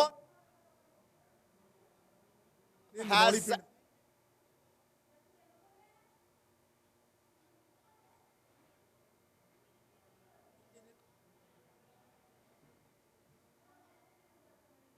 इस वक्त वो अपनी कागजी कार्रवाई करने में रुझे हुए हैं, जिस कारण उन्होंने ਜਿਹੜੇ ਹੈਗੇ ਆ ਪੋਲਿੰਗ ਬੂਥ ਦੇ ਗੇਟ ਬੰਦ ਕੀਤੇ ਹੋਏ ਨੇ। ਬਾਅਦ ਦੀਆਂ ਤਸਵੀਰਾਂ ਤੁਹਾਡੇ ਨਾਲ ਸਾਂਝੇ ਕਰ ਰਹੇ ਹਾਂ। ਤੁਸੀਂ ਦੇਖ ਸਕਦੇ ਹੋ ਕਿ ਇੱਥੇ ਪ੍ਰਸ਼ਾਸਨ ਵੱਲੋਂ ਜਾਂ ਚੋਣ ਕਮਿਸ਼ਨ ਵੱਲੋਂ ਸੁਰੱਖਿਆ ਦੇ ਸਖਤ ਪ੍ਰਬੰਧ ਵੀ ਕੀਤੇ ਗਏ ਸੀ, ਤੇ ਨਾਲ ਹੀ ਕਹਿ ਸਕਦੇ ਆ ਕਿ ਸਿਹਤ ਜੋ ਚੋਣ ਕਮਿਸ਼ਨ ਦੀਆਂ ਹਦਾਇਤਾਂ ਸੀ ਕਿ ਕੋਰੋਨਾ ਨੂੰ ਮੱਦੇਨਜ਼ਰ ਰੱਖਦੇ ਹੋਏ ਸਖਤ ਜਿਹੜੇ ਹੈਗੇ ਨਿਯਮਾਂ ਦੀ ਪਾਲਣਾ ਕੀਤੀ ਜਾਵੇ, ਤਾਂ ਉਸ ਤਹਿਤ ਇੱਥੇ ਕਹਿ ਸਕਦੇ ਆ ਕਿ ਦਸਤਾਨੇ ਜਾਂ सैनिटाइजेशन का भी पूरा प्रबंध किया गया सी। ठीक है ऋषि, मैं जानना चाहांगा कि मोहाली दे विच क्योंकि तुसी रिपोर्टिंग कर रहे हो, किस तरीके का लोगों के विच माहौल रहा सारी दिन, लोगों के विच किस तरीके का उत्साह रहा? क्योंकि ਆਪਾਂ कह सकते हैं कि ਜਿਹੜੀਆਂ ਚੋਣਾਂ ਹੈਗੀਆਂ ਨੇ 2022 ਦੀਆਂ ਖਾਸ ਤੌਰ ਤੇ ਇਹਦੇ ਚ तमाम ਭਾਵੇਂ ਉਹ ਸੋਸ਼ਲ ਮੀਡੀਆ ਹੋਵੇ, ਭਾਵੇਂ ਉਹ ਮੇਨ ਸਟ੍ਰੀਮ ਮੀਡੀਆ ਹੋਵੇ, ਪ੍ਰਿੰਟ ਮੀਡੀਆ ਹੋਵੇ, ਜਿਹੜੀਆਂ ਪਾਰਟੀਆਂ ਨੇ ਹਰ ਜਿਹੜੇ ਉਸ ਪਲੇਟਫਾਰਮ ਤੇ ਉਹਨਾਂ ਨੇ ਆਪਣਾ ਚੋਣ ਪ੍ਰਚਾਰ ਕਰਦੀਆਂ ਹੋਈਆਂ ਨਜ਼ਰ ਆਈਆਂ ਨੇ। ਇਸ ਦੇ ਨਾਲ ਰੈਲੀਜ਼ ਤੱਕ ਵੀ ਕੀਤੀਆਂ ਹੈਗੀਆਂ ਨੇ। ਹਾਲਾਂਕਿ ਚੋਣ ਕਮਿਸ਼ਨ ਨੇ ਇਸ ਵਾਰ ਜਿਹੜੀ ਹੈ ਉਹ ਕਿਤੇ ਨਾ ਕਿਤੇ ਪਾਬੰਦੀ ਕਰੋਨਾ ਕਰਕੇ ਜ਼ਰੂਰ ਲਗਾਈ ਹੈ, ਪਰ ਆਖਰੀ ਦੌਰ ਜਾ ਕੇ ਛੋਟ ਵੀ ਜ਼ਰੂਰ ਦਿੱਤੀ ਸੀਗੀ। ਪਰ ਇਸ ਵਾਰ ਕੈਂਪੇਨਿੰਗ ਜਿਹੜੀ ਆ ਆਨਲਾਈਨ ਵੀ ਹੋਈ ਹੈ, ਤਾਂ ਕੀ ਦੇਖਦੇ ਹੋ ਕਿ ਇਸ ਵੇਲੇ ਮੋਹਾਲੀ ਦੇ ਵਿੱਚ ਲੋਕਾਂ ਦੇ ਵਿੱਚ ਜਾਂ ਨੌਜਵਾਨਾਂ ਦੇ ਵਿੱਚ ਉਸ ਨੂੰ ਲੈ ਕੇ ਕਿੰਨਾ ਕੁ ਉਤਸ਼ਾਹ ਸੀਗਾ, ਕਿਉਂਕਿ ਤੁਸੀਂ ਰਿਪੋਰਟਿੰਗ ਕਰਦੇ ਰਹੇ ਹੋ ਮੋਹਾਲੀ ਤੋਂ? मोहाली की मोहाली के वोटरां दे विच इस वार विधानसभा चोणां नूं लैके बड़ा उत्साह सी। और गल करिए नौजवानों ने इन्हां विधानसभा चोणां दे विच इस बार बढ़ चढ़ के हिस्सा लिया, क्योंकि गल करिए नौजवान इस बार पहला नालों जागरूक हुए ने, क्योंकि जिस तरह किसानी संघर्ष चलिया, किसानी संघर्ष दौरान साडे नौजवान अगे नालों बौद्धिक पद्धर दे उपर बड़े चेतन होए ने। अच्छा ऋषि, जेकर गल की जाए वोटिंग टर्न आउट की, तो उसके बारे की अंदाजा ला सकते हो? क्योंकि पिछली बार ਜਿਹੜਾ वोटिंग टर्न आउट रहा 2017 की मैं गल कर रहा, तो 77.4% वोटिंग टर्न आउट रहा, और करीबन पिछले 3 चोणां दे विच इसे दे करीब इसे जो ये अंकड़ा है इसे दे करीब रहिंदा है वोटिंग टर्न आउट। तो हुण की अंदाजा लगता है कि इन्हां चोणां दे विच कित्थे तक वोटिंग टर्न आउट जिहड़ा स्टैंड रह सकदा? हालांकि कुछ देर दे विच अंकड़े भी तुहाडे नाल साझे जरूर करांगे।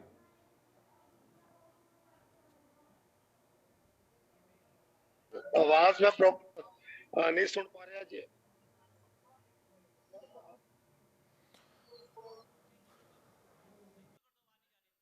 शुक्रिया ऋषि तमाम इस जानकारी देने दे लई और जो ग्राउंड रिपोर्ट साडे तक पहुंचाउण दे लई मोहाली तो।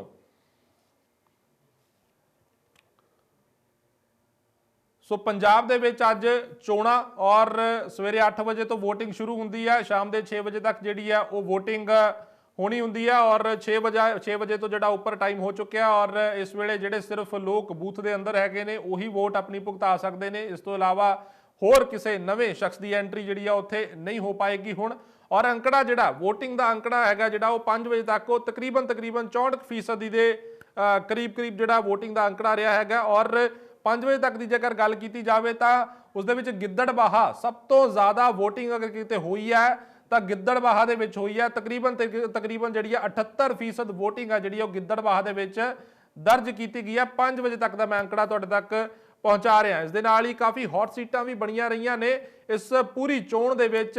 ਜੇਕਰ ਗੱਲ ਕੀਤੀ ਜਾਵੇ, ਸ਼ੁਰੂ ਕਰ ਲਿਆ ਜਾਵੇ ਪੰਜਾਬ ਕਾਂਗਰਸ ਦੇ ਪ੍ਰਧਾਨ ਨਵਜੋਤ ਸਿੰਘ ਸਿੱਧੂ ਤੋਂ ਲੈ ਕੇ ਜੋ ਬਿਕਰਮ ਸਿੰਘ ਮਜੀਠੀਆ ਨੇ ਜਿਹੜੇ ਉਹ ਅੰਮ੍ਰਿਤਸਰ ਪੂਰਬੀ ਦੇ ਵਿੱਚ ਆਮੋ ਸਾਹਮਣੇ ਨੇ ਔਰ ਬੜੀ ਕਰੜੀ ਟੱਕਰ ਹੈ ਜਿਹੜੀ ਦੋਨਾਂ ਦੇ ਵਿਚਾਲੇ ਹੋ ਰਹੀ ਹੈ। ਦੂਜੇ ਪਾਸੇ ਗੱਲ ਕਰੀਏ ਜੋ ਰਾਜਾ ਵੜਿੰਗ ਦੀ ਸੀਟ ਗਿੱਦੜਬਾਹਾ ਉਹ ਵੀ ਕਾਫੀ ਆਕਰਸ਼ਣ ਦਾ ਕੇਂਦਰ ਬਣੀ ਹੋਈ ਹੈ ਕਿਉਂਕਿ ਰਾਜਾ ਵੜਿੰਗ ਨੇ ਜਿਹੜੇ ਉਹ ਪਹਿਲੀ ਵਾਰ ਚੰਨੀ ਸਰਕਾਰ ਦੇ ਵਿੱਚ ਕੈਬਨਿਟ ਰੈਂਕ ਤੇ ਆਉਂਦੇ ਨੇ ਔਰ ਟਰਾਂਸਪੋਰਟ ਦਾ ਮੰਤਰਾਲਾ ਸੰਭਾਲਦੇ ਨੇ। ਯਾਦ ਹੈ ਤੁਹਾਨੂੰ ਕਿ ਟਰਾਂਸਪੋਰਟ ਦਾ ਮੰਤਰਾਲਾ ਜਿਸ ਵੇਲੇ ਜੋ ਰਾਜਾ ਵੜਿੰਗ ਸੰਭਾਲਦੇ ਨੇ ਤਾਂ ਇੱਕ ਤੋਂ ਬਾਅਦ ਇੱਕ ਜਿਹੜਾ ਉਹ ਬੱਸਾਂ ਦੇ ਉੱਪਰ ਜੋ ਗੈਰ ਕਾਨੂੰਨੀ ਢੰਗ ਨਾਲ ਚੱਲਦੀਆਂ ਜਾਂ ਕੋਈ ਵੀ ਖਾਮੀ ਅਗਰ ਪਾਈ ਜਾਂਦੀ ਸੀ ਤਾਂ ਉਹਨਾਂ ਵੱਲੋਂ ਬੱਸਾਂ ਨੂੰ ਇੰਪਾਊਂਡ ਕੀਤਾ ਜਾਂਦਾ ਸੀ, ਜ਼ਬਤ ਕੀਤਾ ਜਾਂਦਾ ਸੀ ਰਾਜਾ ਵੜਿੰਗ ਦੇ ਵੱਲੋਂ। ਹਾਲਾਂਕਿ ਵਿਰੋਧੀ ਧਿਰ ਇਸ ਦੇ ਉੱਪਰ ਨਿਸ਼ਾਨੇ ਵੀ ਸਾਧਦੀ ਰਹੀ ਹੈ। ਚੋਣਾਂ ਦੇ ਉੱਪਰ ਵਧੇਰੇ ਜਾਣਕਾਰੀ ਦੇਣ ਲਈ ਬਠਿੰਡਾ ਤੋਂ ਸਾਡੇ ਜੋ ਕੁਲਵਿੰਦਰ ਗਰੋਵਰ ਸਾਡੇ ਨਾਲ ਜੁੜ ਚੁੱਕੇ ਨੇ ਪੱਤਰਕਾਰ ਜੀ। ਕੁਲਵਿੰਦਰ, ਬਠਿੰਡਾ 'ਚ ਕਿਸ ਤਰੀਕੇ ਦਾ ਮਾਹੌਲ ਹੈਗਾ ਇਸ ਵੇਲੇ ਕਿਉਂਕਿ 6 ਵਜੇ ਤੱਕ VOTING ਹੋਣੀ ਸੀ, ਹੁਣ ਕਿਸ ਤਰੀਕੇ ਦੀ ਪ੍ਰਕਿਰਿਆ ਜਿਹੜੀ ਉੱਥੇ ਜਾਰੀ ਹੈ? ਗੱਲ ਕੀਤੀ ਜਾਵੇ ਜਿਸ ਤਰ੍ਹਾਂ 6 ਵਜੇ ਵੋਟ ਪ੍ਰਕਿਰਿਆ ਪੂਰੀ ਹੋ ਚੁੱਕੀ ਹੈ ਔਰ ਜੋ ਗੇਟ ਹੈ ਉਹਨਾਂ ਨੂੰ ਲੋਕ ਲੱਗ ਚੁੱਕੇ ਹੈ ਤੇ ਮੇਰੇ ਨਾਲ ਕੁਝ ਸ਼ਹਿਰ ਵਾਸੀ ਨੇ ਜਿਨ੍ਹਾਂ ਨੇ ਆਪਣਾ ਨੇਤਾ ਚੁਣਨਾ ਹੈ ਉਹਨਾਂ ਨੂੰ ਪੁੱਛਾਂਗੇ ਵੀ ਕੈਸਾ ਨੇਤਾ ਉਹਨਾਂ ਨੇ ਚੁਣਨਾ ਅੱਜ ਜੋ ਹੈ ਵੋਟ ਕਿਹਨੂੰ ਕਾਲ ਕੀਤੀ ਹੈ। ਮੈਂ ਗੱਲ ਕਰਾਂਗਾ, ਗੱਲ ਸੁਣੋਗੇ ਮੇਰੇ ਨਾਲ ਕੁਝ ਸ਼ਹਿਰ ਵਾਸੀ ਨੇ ਕੁਝ ਸੁਪਾਨ ਲੋਕ ਵੀ ਨੇ ਉਹਨਾਂ ਨਾਲ ਗੱਲ ਕਰਾਂਗਾ ਕੀ ਕਹਿਣਾ ਉਹਨਾਂ ਦਾ ਇਸ ਤੇ। ਹਾਂਜੀ, ਕੀ ਕਰਾਂਗੇ ਮੇਰਾ ਨਾਮ ਸਾਰੇ ਸਾਹਿਬ ਕੀ ਕਹਿਣਾ ਚਾਹੋਗੇ? ਮੈਂ ਇਹੀ ਕਹਿਣਾ ਚਾਹੁੰਦਾ ਕਿ ਜੋ ਬਠਿੰਡਾ ਦੇ ਵਿੱਚ ਘਟਨਾਵਾਂ ਨੂੰ ਕਰਕੇ ਬਾਕੀ ਤੋਂ ਬੋਲੇ ਹੋਏ ਆ, ਬਹੁਤ ਵਧੀਆ ਬੋਲੇ ਹੋਏ ਆ, ਲੋਕਾਂ ਦੇ ਵਿੱਚ ਬਹੁਤ ਵਧੀਆ ਉਤਸ਼ਾਹ ਸੀ। ਲੋਕ ਬਦਲਾਅ ਚਾਹੁੰਦੇ ਸੀ ਕਿਉਂਕਿ ਜੋ 5 ਸਾਲ ਕਾਂਗਰਸ ਸਰਕਾਰ ਨੇ ਕੋਈ ਕੰਮ ਨਹੀਂ ਕੀਤੇ ਹੈਗੇ ਤਾਂ ਲੋਕਾਂ ਦੇ ਵਿੱਚ ਉਤਸ਼ਾਹ ਸੀ ਵੀ ਬਦਲਾਅ ਲੈ ਕੇ ਆਈਏ ਅਸੀਂ, ਕਿਉਂਕਿ 10 ਸਾਲ ਅਕਾਲੀ ਦਲ ਦੀ ਸਰਕਾਰ ਨੇ ਬਹੁਤ ਕੰਮ ਕੀਤੇ ਆ ਤੇ ਲੋਕਾਂ ਨੇ ਮਨ ਬਣਾਇਆ ਹੋਇਆ ਸੀ ਕਿ ਬਹੁਜਨ ਸਮਾਜ ਪਾਰਟੀ ਤੇ ਸ਼੍ਰੋਮਣੀ ਅਕਾਲੀ ਦਲ ਦੀ ਸਰਕਾਰ ਬਣਾਉਣੀ ਹੈ। ਤਾਂ ਇਹ ਫੈਸਲਾ ਲਿਆ ਬਠਿੰਡੇ ਤੋਂ ਬਹੁਤ ਸੁਖਚੰਦ ਸਿੰਗਲਾ ਜੀ ਬੜੇ ਵੱਡੇ ਮਾਰਜਨ ਨਾਲ ਜਿੱਤ ਰਹੇ ਨੇ। ਪੰਜਾਬ ਦੇ ਵਿੱਚ ਬਹੁਜਨ ਸਮਾਜ ਪਾਰਟੀ 70 ਤੋਂ ਵੱਧ ਸੀਟਾਂ ਲੈ ਕੇ ਸਰਕਾਰ ਬਣਾਉਣ ਜਾ ਰਹੀ ਹੈ। ਸਾਡੇ ਨਾਲ ਕੁਝ ਹੋਰ ਵੀ ਸ਼ਹਿਰ ਵਾਸੀ ਨੇ ਉਹਨਾਂ ਨਾਲ ਗੱਲਬਾਤ ਕਰਨੀ ਚਾਹਾਂਗੇ ਕੀ ਕਹਿਣਾ ਉਹਨਾਂ ਦਾ। ਹਾਂਜੀ, ਕੀ ਕਹੋਗੇ ਅੱਜ ਕੈਸਾ ਨੇਤਾ ਚੁਣਨ ਦੀ ਗੱਲ ਕਰੋ? ਦੇਖੋ, ਪੰਜਾਬ ਦੇ ਅੰਦਰ ਜਿਹੜੇ ਇਲੈਕਸ਼ਨ ਹੈ 1300 ਕੁਝ ਕੈਂਡੀਡੇਟ ਖੜੇ ਹੋਏ ਸੀ, 117 ਨੇ ਬਣਨਾ। ਸਭ ਦੀ ਕਿਸਮਤ ਹੈ ਜਿਹੜੀ ਪੇਟੀਆਂ 'ਚ ਬੰਦ ਹੋ ਚੁੱਕੀ ਹੈ ਪਰ ਜਿਹੜੀਆਂ ਵੋਟ ਇੰਨਾ ਜਾਗਰੂਕ ਨਹੀਂ ਹੋਇਆ ਕਿਉਂਕਿ ਜਿੰਨੀ ਦੇਰ 100% ਵੋਟ ਪੋਲ ਨਹੀਂ ਹੁੰਦੀ ਉਨੀ ਦੇਰ ਸਹੀ ਫੈਸਲਾ ਨਹੀਂ ਹੁੰਦਾ। ਹੁਣ 70-75% ਜਿਹੜੀ ਲਗਾਮ ਲਾ ਕੇ 65% ਵੋਟ ਪੋਲ ਹੋਈ ਹੈ ਤੇ ਜਿਹੜੀ ਪੋਲ ਬਠਿੰਡੇ ਦੇ ਵਿੱਚ ਜਿੱਥੇ ਅਸੀਂ ਖੜੇ ਆ ਉੱਥੇ ਇੱਕ ਦੋ ਥਾਂ ਤੇ ਇੱਕ ਨਰਵਾਣਾ ਰੋਡ ਤੇ ਸ਼ਾਇਦ ਕੋਈ ਫਾਇਰਿੰਗ ਫੋਰਮ ਜਾਂ ਧੋਬੀਆਂ ਦਾ ਵਸੀ ਕੋਈ ਵਾਰਦਾਤ ਹੋਈ, ਵੈਸੇ ਸ਼ਾਂਤੀ ਹੈ। ਪਰ ਜਿੱਥੇ ਵੀ ਵੋਟਾਂ ਹੋਣ ਬੰਦੇ ਨੂੰ ਹਮੇਸ਼ਾ ਇੱਕ ਭਾਈਚਾਰਾ ਬਣਾ ਕੇ ਰੱਖਣਾ ਚਾਹੀਦਾ ਤਾਂ ਕਿ ਕੋਈ ਤਕਰਾਰ ਨਹੀਂ ਹੋਣਾ ਚਾਹੀਦਾ ਕਿ ਵੋਟਾਂ 5 ਸਾਲਾਂ ਬਾਅਦ ਫੇਰ ਪੈਣੀਆਂ, 1.5 ਸਾਲ ਬਾਅਦ ਫੇਰ ਪੈਣੀਆਂ, ਵੋਟਾਂ ਪੈਂਦੀਆਂ ਰਹਿੰਦੀਆਂ ਪਰ ਸਾਨੂੰ ਭਾਈਚਾਰਾ ਨਹੀਂ ਆਪਣਾ ਗਾਉਣਾ ਚਾਹੀਦਾ। ਜੇ ਗੱਲ ਕੀਤੀ ਜਾਵੇ ਆਪਣਾ ਨੇਤਾ ਕੈਸਾ ਚਾਹੁੰਦੇ ਆ, ਕੀ ਚਾਹੁੰਦੇ ਹੋ, ਕੈਸੀ ਸਰਕਾਰ ਹੋਣੀ ਚਾਹੀਦੀ ਹੈ ਕਿ ਜੋ ਜਨਤਾ ਨੂੰ ਕਹੂਗਾ? ਸਾਡਾ ਨੇਤਾ ਇਹ ਜਿਹਾ ਹੋਣਾ ਚਾਹੀਦਾ ਵੀ ਜਿਹੜਾ ਆਮ ਪਬਲਿਕ ਨੂੰ ਮਿਲੇ। ਜ਼ਰੂਰੀ ਨਹੀਂ ਵਿੱਚ ਲੀਡਰ ਚਾਹੀਦਾ, ਵਿਚੋਲਾ ਚਾਹੀਦਾ, ਲੀਡਰ ਤੋਂ ਡਾਇਰੈਕਟ ਮਿਲੇ। ਉਹਦੇ ਚੋਂ ਜਿਵੇਂ ਸੁਖਬੀਰ ਜੀ ਬਾਦਲ ਡਾਇਰੈਕਟ ਮਿਲਦੇ ਹਰ ਇੱਕ ਨੂੰ, ਹਰਸਿਮਰਤ ਕੌਰ ਬਾਦਲ ਡਾਇਰੈਕਟ ਮਿਲਦੇ, ਪ੍ਰਕਾਸ਼ ਸਿੰਘ ਬਾਦਲ ਸਵੇਰੇ ਕਚਹਿਰੀਆਂ ਲਾਉਂਦੇ ਆਪਣੀ ਕੋਠੀ ਦੇ ਅੰਦਰ ਸਾਰਿਆਂ ਦੀ ਦੁੱਖ ਸੁਣਦੇ ਤੇ ਸੁਖਚੰਦ ਸਿੰਗਲਾ ਜੀ ਜਿਹੜੀ ਵੀ ਕੋਈ ਮੰਗ ਹੁੰਦੀ ਹੈ ਉਸੇ ਵੇਲੇ ਪੂਰੀ ਕਰਦੇ। ਇਹੋ ਜਿਹਾ ਨੇਤਾ ਚਾਹੀਦਾ ਜਿਹੜਾ ਲੋਕਾਂ ਦੀਆਂ ਸਮੱਸਿਆ ਨੂੰ ਡਾਇਰੈਕਟ ਰੈਲੀ ਕਰਕੇ ਕਰ ਸਕੇ। ਇਹ ਅਸੀਂ ਸੰਦੀਪ ਸਾਡੇ ਨਾਲ ਜੋ ਸ਼ਹਿਰ ਵਾਸੀ ਸੀ ਇਹਨਾਂ ਨੇ ਜੋ ਆਪਣੀ ਪ੍ਰਤੀਕਿਰਿਆ ਉਹ ਦਿੱਤੀ ਹੈ ਕਿ ਐਸਾ ਨੇਤਾ ਹੋਣਾ ਚਾਹੀਦਾ ਜੋ ਸ਼ਹਿਰ ਦੇ ਵਿੱਚ ਆਮ ਲੋਕਾਂ ਨੂੰ ਮਿਲ ਸਕੇ। ਜੀ ਬਲਦੀਪ, ਸਵੇਰ ਤੋਂ ਰਿਪੋਰਟਿੰਗ ਕਰ ਰਹੇ ਹੋ, ਮੈਂ ਜਾਣਨਾ ਚਾਹਾਂਗਾ ਕਿ ਕਿਸ ਤਰੀਕੇ ਦਾ ਮਾਹੌਲ ਹੈ, ਕਿ ਸ਼ਾਂਤੀਪੂਰਨ ਜਿਹੜੀਆਂ ਚੋਣਾਂ ਨੇ ਨੇਪਰੇ ਚੜੀਆਂ ਨੇ ਜਾਂ ਕੋਈ ਅਣਸੁਖਾਵੀ ਘਟਨਾ ਦੀ ਕੋਈ ਖਬਰ ਤਾਂ ਨਹੀਂ ਹੈ? ਘਟਨਾ ਬਠਿੰਡਾ ਮੈਂ ਪਹਿਲਾਂ ਬ੍ਰੇਕਿੰਗ ਦੱਸ ਕੇ ਹਟਾਂ ਬਲਦੀਪ ਤੁਹਾਨੂੰ, ਸ਼ਾਮ ਨੂੰ 3 ਵਜੇ ਨਰਵਾਣਾ ਰੋਡ ਤੇ ਇੱਕ ਫਾਇਰਿੰਗ ਹੋਈ ਸੀ, ਹਵਾਈ ਫਾਇਰਿੰਗ, ਲੇਕਿਨ ਬਾਕੀ ਸਾਰਾ ਸ਼ਾਂਤੀਪੂਰਵਕ ਚੱਲਿਆ।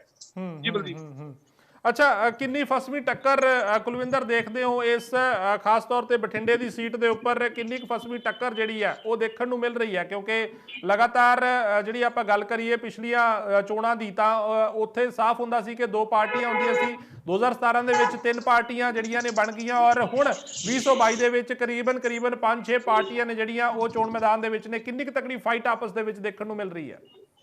ਜੀ ਗੱਲ ਕੀਤੀ ਜਾਵੇ ਜਿਸ ਤਰ੍ਹਾਂ ਬਠਿੰਡਾ ਦੇ ਵਿੱਚ ਅੱਗੇ 2 ਕੋਨਾ ਮੁਕਾਬਲਾ ਹੁੰਦਾ ਹੈ, ਇੱਕ ਦੀ 4 ਕੋਨਾ ਮੁਕਾਬਲਾ ਹੈ, ਇੱਕ ਦੀ ਬੀਜੇਪੀ ਵੀ ਇੱਕ ਵੱਖਰੀ ਪਾਰਟੀ ਨੇ ਤੁਰ ਕੇ ਆਈ ਹੈ। ਲੇਕਿਨ ਜੇ ਗੱਲ ਕੀਤੀ ਜਾਵੇ ਮੁਕਾਬਲਾ ਸਿਰਫ ਅਕਾਲੀ ਦਲ ਔਰ ਆਮ ਆਦਮੀ ਪਾਰਟੀ ਦੇ ਵਿੱਚ ਹੀ ਹੈ। ਜੀ ਬਲਦੀਪ। ਅੱਛਾ ਕੁਲਵਿੰਦਰ, ਜੇਕਰ ਗੱਲ ਕੀਤੀ ਜਾਵੇ ਵੋਟਿੰਗ ਟਰਨਆਊਟ ਦੀ ਤਾਂ ਕੀ ਅੰਦਾਜ਼ਾ ਹੈਗਾ ਕਿ ਬਠਿੰਡੇ ਦੇ ਵਿੱਚ ਕਿੰਨਾ ਕੁ ਵੋਟਿੰਗ ਟਰਨਆਊਟ ਜਿਹੜਾ ਰਹਿ ਸਕਦਾ? ਹਾਲਾਂਕਿ ਅੰਕੜੇ ਕੁਝ ਟਾਈਮ ਦੇ ਵਿੱਚ ਕਲੀਅਰ ਹੋ ਜਾਣਗੇ, ਪਰ ਤੁਹਾਡੇ ਅੰਦਾਜ਼ਨ ਜਿਹੜਾ ਕਿੰਨਾ ਕੁ ਟਰਨਆਊਟ ਰਿਹਾ ਹੋਏਗਾ? ਔਰ ਅਗਰ ਵੋਟਿੰਗ ਟਰਨਆਊਟ ਘੱਟ ਹੈਗਾ ਤਾਂ ਕੀ ਕਾਰਨ ਹੋ ਸਕਦਾ ਹੈ? ਮੁੱਖ ਤੌਰ ਤੇ ਉਹਦਾ ਕੀ ਕਾਰਨ ਹੋ ਸਕਦਾ ਹੈ ਕਿ ਲੋਕ ਜਿਹੜੇ ਆ ਪੋਲਿੰਗ ਬੂਥਾਂ ਤੱਕ ਨਹੀਂ ਪਹੁੰਚੇ, ਜਾਂ ਕਿਉਂਕਿ ਕਦੇ ਵੀ ਇਹ ਨਹੀਂ ਹੁੰਦਾ ਕਿ 100% ਵੋਟ ਜਿਹੜੀ ਆ ਪੋਲ ਹੋਈ ਹੋਵੇ? ਕੀ ਕਾਰਨ ਮੰਨ ਸਕਦੇ ਹੋ ਤੁਸੀਂ ਕਿ ਜਿਹੜੀ ਆ ਉਹ ਵੋਟਿੰਗ ਜਿਹੜੀ ਆ 100% ਪੋਲ ਨਹੀਂ ਹੋ ਪਾਉਂਦੀ? ਜੀ ਬਲਦੀਪ, ਗੱਲ ਕੀਤੀ ਜਾਵੇ ਜਿਸ ਤਰ੍ਹਾਂ ਲੋਕ ਪੂਰੇ ਜਾਗਰੂਕ ਨਹੀਂ ਹੈ। ਬਠਿੰਡਾ ਦੇ ਵਿੱਚ ਵੀ ਫੇਰੀ ਵੱਧ ਤੋਂ ਵੱਧ ਵੋਟ ਪੋਲ ਹੋਈ ਹੈ। 72.9% ਵੋਟ ਪੋਲ ਹੋ ਚੁੱਕੀ ਹੈ। 6 ਵੱਜ ਚੁੱਕੇ ਹੈ, ਪ੍ਰਤੀਕਿਰਿਆ ਬੰਦ ਹੋ ਚੁੱਕੀ ਹੈ। ਲੇਕਿਨ 72.9 ਹੈ ਕਿ ਪੂਰੇ ਵੋਟ ਜਾਗਰੂਕ ਨਹੀਂ ਹੋਏ।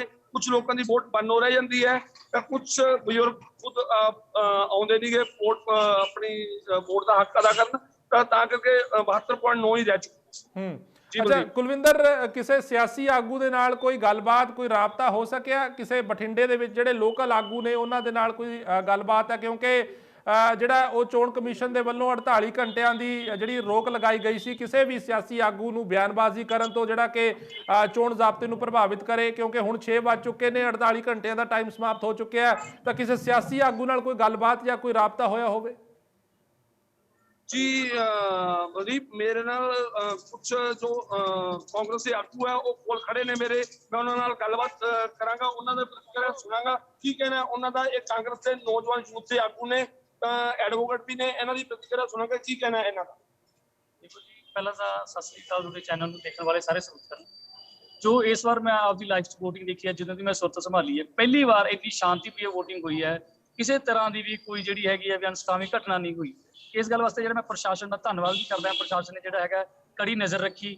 ਮੈਂ ਇਸ ਚੀਜ਼ ਦਾ ਸਾਰੇ ਵੋਟਰਾਂ ਦਾ, ਸਾਰੇ ਸ਼ਹਿਰ ਵਾਸੀਆਂ ਦਾ, ਪ੍ਰਸ਼ਾਸਨ ਦਾ ਧੰਨਵਾਦ ਕਰਦਾ ਵੀ ਇੰਨੀ ਸ਼ਾਂਤੀਪ੍ਰਿय ਤਰੀਕੇ ਨਾਲ ਜਿਹੜੀ ਇਲੈਕਸ਼ਨ ਹੋਈ ਹੈ।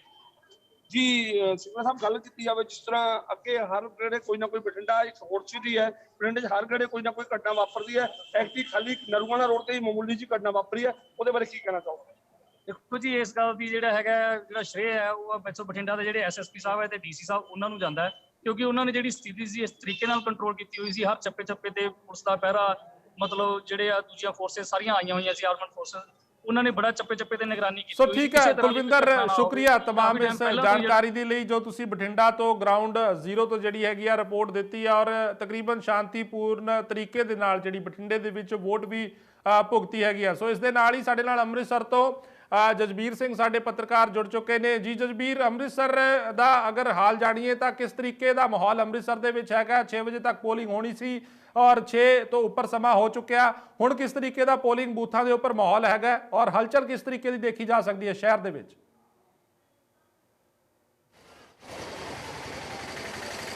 ਬਲਦੀਪ, ਜੇਕਰ ਗੱਲ ਕਰੀਏ ਪੰਜਾਬ ਦੀ, ਤੇ ਅੱਜ ਪੰਜਾਬ ਦੇ ਲਈ ਸਭ ਤੋਂ ਵੱਡਾ ਦਿਨ ਸੀਗਾ ਔਰ ਲੋਕਾਂ ਨੇ ਬੜੇ ਚਾਹ ਦੇ ਨਾਲ, ਬੜੇ ਉਤਸ਼ਾਹ ਦੇ ਨਾਲ ਇਸ ਵਾਰ ਜਿਹੜੀ ਹੈ ਵੋਟਿੰਗ ਕੀਤੀ ਹੈ। ਗੱਲ ਅੰਮ੍ਰਿਤਸਰ ਦੀ ਕਰੀਏ ਤੇ ਅੰਮ੍ਰਿਤਸਰ ਦੇ ਵਿੱਚ ਵੋਟਿੰਗ ਦੀ ਜਿਹੜੀ ਪਰਸੈਂਟੇਜ ਹੈ ਉਹ 60% ਤੱਕ ਜਿਹੜੀ ਹੈ ਪਹੁੰਚ ਚੁੱਕੀ ਹੈ। ਅਲੱਗ-ਅਲੱਗ ਖੇਤਰਾਂ ਦੇ ਵਿੱਚ ਜਿਹੜੀ ਵੋਟਿੰਗ ਪ੍ਰਕਿਰਿਆ ਹੈ ਉਹ ਬੜੇ ਅਮਨ ਅਮਾਨ ਦੇ ਨਾਲ ਪਹੁੰਚੀ ਹੈ। ਛੋਟੀ ਮੋਟੀ ਝੜਪਾਂ ਦੇ ਨਾਲ, ਜਿਹੜੀ ਕਹਿ ਸਕਦੇ ਕਿ ਛੋਟੀ ਮੋਟੀ ਝੜਪਾਂ ਜਿਹੜੀਆਂ ਹੋਈਆਂ ਨੇ, ਲੇਕਿਨ ਕਿਤੇ ਵੀ ਅਨਸੁਖਾਵੀ ਕੋਈ ਘਟਨਾ ਨਹੀਂ ਹੋਈ ਔਰ ਬੜੇ ਅਮਨ ਅਮਾਨ ਦੇ ਨਾਲ ਵੋਟਿੰਗ ਪ੍ਰਕਿਰਿਆ ਅੱਜ ਹੋਈ ਹੈ ਔਰ ਲੋਕਾਂ ਨੇ ਬੜੇ ਉਤਸ਼ਾਹ ਦੇ ਨਾਲ ਜਿਹੜੀ ਹੈ ਵੋਟਿੰਗ ਕੀਤੀ ਹੈ। ਔਰ ਲੋਕ ਚਾਹੁੰਦੇ ਨੇ ਕਿ ਇਸ ਵਾਰ ਪੰਜਾਬ ਦੇ ਵਿੱਚ ਬਦਲਾਵ ਦੀ ਰਾਜਨੀਤੀ ਹੋਵੇ, ਜਿਹਦੇ ਚੱਲਦੇ ਲੋਕ ਕਹਿੰਦੇ ਨੇ ਕਿ ਵਿਕਾਸ ਦੀ ਰਾਜਨੀਤੀ ਚਾਹੀਦੀ ਆ ਔਰ ਮੁੱਦਿਆਂ ਦੀ ਰਾਜਨੀਤੀ ਹੋਣੀ ਚਾਹੀਦੀ ਆ, ਕਿਉਂਕਿ ਲਾਣ ਔਰ ਵਾਅਦੇ ਵੱਡੇ ਕੀਤੇ ਜਾਂਦੇ ਨੇ। ਉਹਨਾਂ ਲਾਣ ਵਾਅਦਿਆਂ ਨੂੰ ਦੇਖਦੇ ਹੋਏ ਪੰਜਾਬ ਦੇ ਲੋਕ ਕਿਤੇ ਨਾ ਕਿਤੇ ਜਾਗਰੂਕ ਨਜ਼ਰ ਆ ਰਹੇ ਨੇ। ਉਹਨਾਂ ਦਾ ਕਹਿਣਾ ਹੈ ਕਿ ਜਿਸ ਢੰਗ ਦੇ ਨਾਲ ਰੂੜੀ ਮੂੰਗਫਲੀਆਂ ਵਿਕਦੀਆਂ ਨੇ, ਇਸ ਤਰ੍ਹਾਂ ਦੇ ਨਾਲ ਵਾਅਦੇ ਕੀਤੇ ਗਏ ਨੇ। ਲੇਕਿਨ ਪਿਛਲੀ ਵਾਰ 2017 ਦੇ ਵਿੱਚ ਜਦੋਂ ਕੈਪਟਨ ਅਮਰਿੰਦਰ ਸਿੰਘ ਨੇ ਜਦੋਂ ਗੁਟਕਾ ਸਾਹਿਬ ਹੱਥ ਵਿੱਚ ਫੜ ਕੇ ਸਹੁੰ ਖਾਧੀ ਸੀ ਔਰ ਸਾਰੀ ਦੁਨੀਆ ਨੂੰ ਪਤਾ ਹੈ ਕਿ ਉਹ ਕਿੰਨੇ ਵਾਅਦੇ ਪੂਰੇ ਹੋਏ ਨੇ, ਉਸ ਤੋਂ ਬਾਅਦ ਅੱਜ 2022 ਵਿਧਾਨ ਸਭਾ ਚੋਣਾਂ ਜਿਹੜੀਆਂ ਨੇ ਅਮਨ ਅਮਾਨ ਦੇ ਨਾਲ ਪਹੁੰਚੀਆਂ ਨੇ ਤੇ ਪੂਰੇ ਪੰਜਾਬ ਦੇ ਵਿੱਚ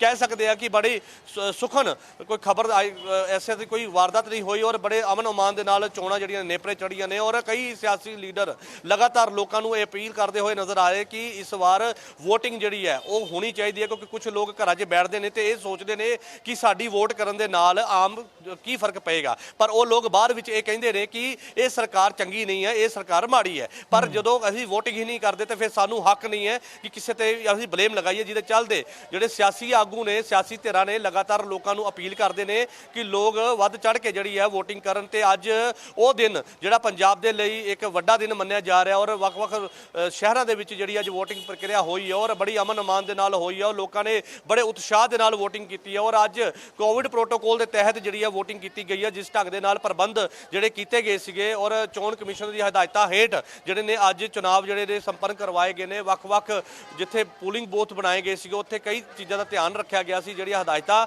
ਦਿੱਤੀਆਂ ਗਈਆਂ ਸੀ ਉਹਨਾਂ ਦੀ ਪਾਲਣਾ ਜਿਹੜੀ ਹੈ ਉਹ ਮੁਕੰਮਲ ਤੌਰ ਤੇ ਦਿਖਾਈ ਦੇ ਰਹੀ ਸੀ ਔਰ ਪੂਰੇ ਸ਼ਹਿਰ ਦੇ ਵਿੱਚ ਅੱਜ ਜਿਹੜਾ ਹੈ ਉਹ ਬਾਜ਼ਾਰ ਤਕਰੀਬਨ ਜਿਹੜੇ ਨੇ ਬੰਦ ਰਹੇ ਨੇ ਔਰ ਲੋਕਾਂ ਨੇ ਆਪਣੇ ਕਾਰੋਬਾਰ ਬੰਦ ਰੱਖੇ ਸੀ, ਕਿਉਂਕਿ ਉਹਨਾਂ ਨੂੰ ਪਤਾ ਸੀਗਾ ਕਿ ਅੱਜ ਵੋਟਿੰਗ ਪ੍ਰਕਿਰਿਆ ਹੋਣੀ ਹੈ ਔਰ ਵੱਖ-ਵੱਖ ਲੋਕਾਂ ਨੇ ਵੋਟ ਪਾਉਣ ਦੇ ਲਈ ਆਪਣਾ ਜਿਹੜਾ ਮਤਦਾਨ ਹੈ ਉਹ ਕਰਨ ਜਾਣਾ ਹੈ ਤੇ ਜਿਹਦੇ ਚੱਲਦੇ ਬਾਜ਼ਾਰਾਂ ਦੇ ਵਿੱਚ ਜਿਹੜੀ ਸੀਗੀ ਉਹ ਕਿਤੇ ਨਾ ਕਿਤੇ ਰੌਣਕ ਨਹੀਂ ਸੀ ਦਿਖਾਈ ਦੇ ਰਹੀ। ਲੇਕਿਨ ਹੁਣ ਤੁਸੀਂ ਦੇਖ ਸਕਦੇ ਹੋ ਮੇਰੇ ਪਿੱਛੇ ਤਸਵੀਰਾਂ ਦੇ ਵਿੱਚ ਜਿਵੇਂ ਹੀ 6 ਵਜੇ ਤੋਂ ਬਾਅਦ ਲੋਕਾਂ ਨੇ ਆਪਣੇ ਬਾਜ਼ਾਰਾਂ ਦੇ ਵਿੱਚ ਕਾਰੋਬਾਰ ਖੋਲ ਲਿੱਤੇ, ਉਵੇਂ ਹੀ ਚਹਿਲ ਪਹਿਲ ਜਿਹੜੀ ਆ ਉਹ ਉਸੇ ਵੇਲੇ ਸ਼ੁਰੂ ਹੋ ਗਈ। ਤੁਸੀਂ ਤਸਵੀਰਾਂ ਦੇਖ ਰਹੇ ਹੋ, ਲੋਕ ਜਿਹੜੇ ਨੇ ਇਸ ਜਿਸ ਜਗ੍ਹਾ ਤੇ ਅਸੀਂ ਖੜੇ ਆ ਇਹ ਸੱਚਖੰਡ ਸ੍ਰੀ ਹਰਿਮੰਦਰ ਸਾਹਿਬ ਨੂੰ ਜਾਣ ਵਾਲਾ ਰਸਤਾ ਹੈ। ਲੋਕ ਜਿਹੜੇ ਨੇ ਹੁਣ ਬਾਜ਼ਾਰਾਂ ਦੇ ਵਿੱਚ ਆਪਣੇ ਘਰਾਂ ਤੋਂ ਬਾਹਰ ਨਿਕਲੇ ਨੇ, ਕਿਉਂਕਿ 6 ਵਜੇ ਦਾ ਕਰੀਬਨ ਸਮਾਂ ਜਿਹੜਾ ਦਿੱਤਾ ਗਿਆ ਸੀ ਅਮੂਮਨ ਜਿਹੜਾ ਪਹਿਲੇ ਕੀ 5 ਵਜੇ ਤੱਕ ਦਾ ਸਮਾਂ ਹੁੰਦਾ ਸੀਗਾ, ਲੇਕਿਨ ਹੁਣ ਜਿਹੜਾ ਸਮਾਂ ਹੈ ਉਹ 1 ਘੰਟੇ ਦਾ ਵੱਧ ਦਿੱਤਾ ਗਿਆ ਸੀਗਾ ਤੇ ਲੋਕ ਆਪਣੇ ਘਰਾਂ ਤੋਂ ਜਿਹੜੇ ਨੇ ਬਾਹਰ ਨਿਕਲੇ ਨੇ ਔਰ ਲੋਕਾਂ ਨੂੰ ਸੁਰੱਖਿਅਤ ਆਪਣੇ ਆਪ ਨੂੰ ਮਹਿਸੂਸ ਕਰ ਰਹੇ ਨੇ, ਕਿਉਂਕਿ ਚੌਂਕ ਚੌਰਾਹਾਂ ਦੇ ਵਿੱਚ ਪੁਲਿਸ ਦੀ ਜਿਹੜੀ ਤੈਨਾਤੀ ਜਿਹੜੀ ਕੀਤੀ ਗਈ ਹੈ, CRPF ਲਗਾਈ ਗਈ ਹੈ ਤਾਂ ਕਿ ਲੋਕ ਜਿਹੜੇ ਨੇ ਆਪਣੀ ਸੁਰੱਖਿਆ ਨੂੰ ਜਿਹੜੀ ਹੈ ਯਕੀਨੀ ਸਮਝਣ,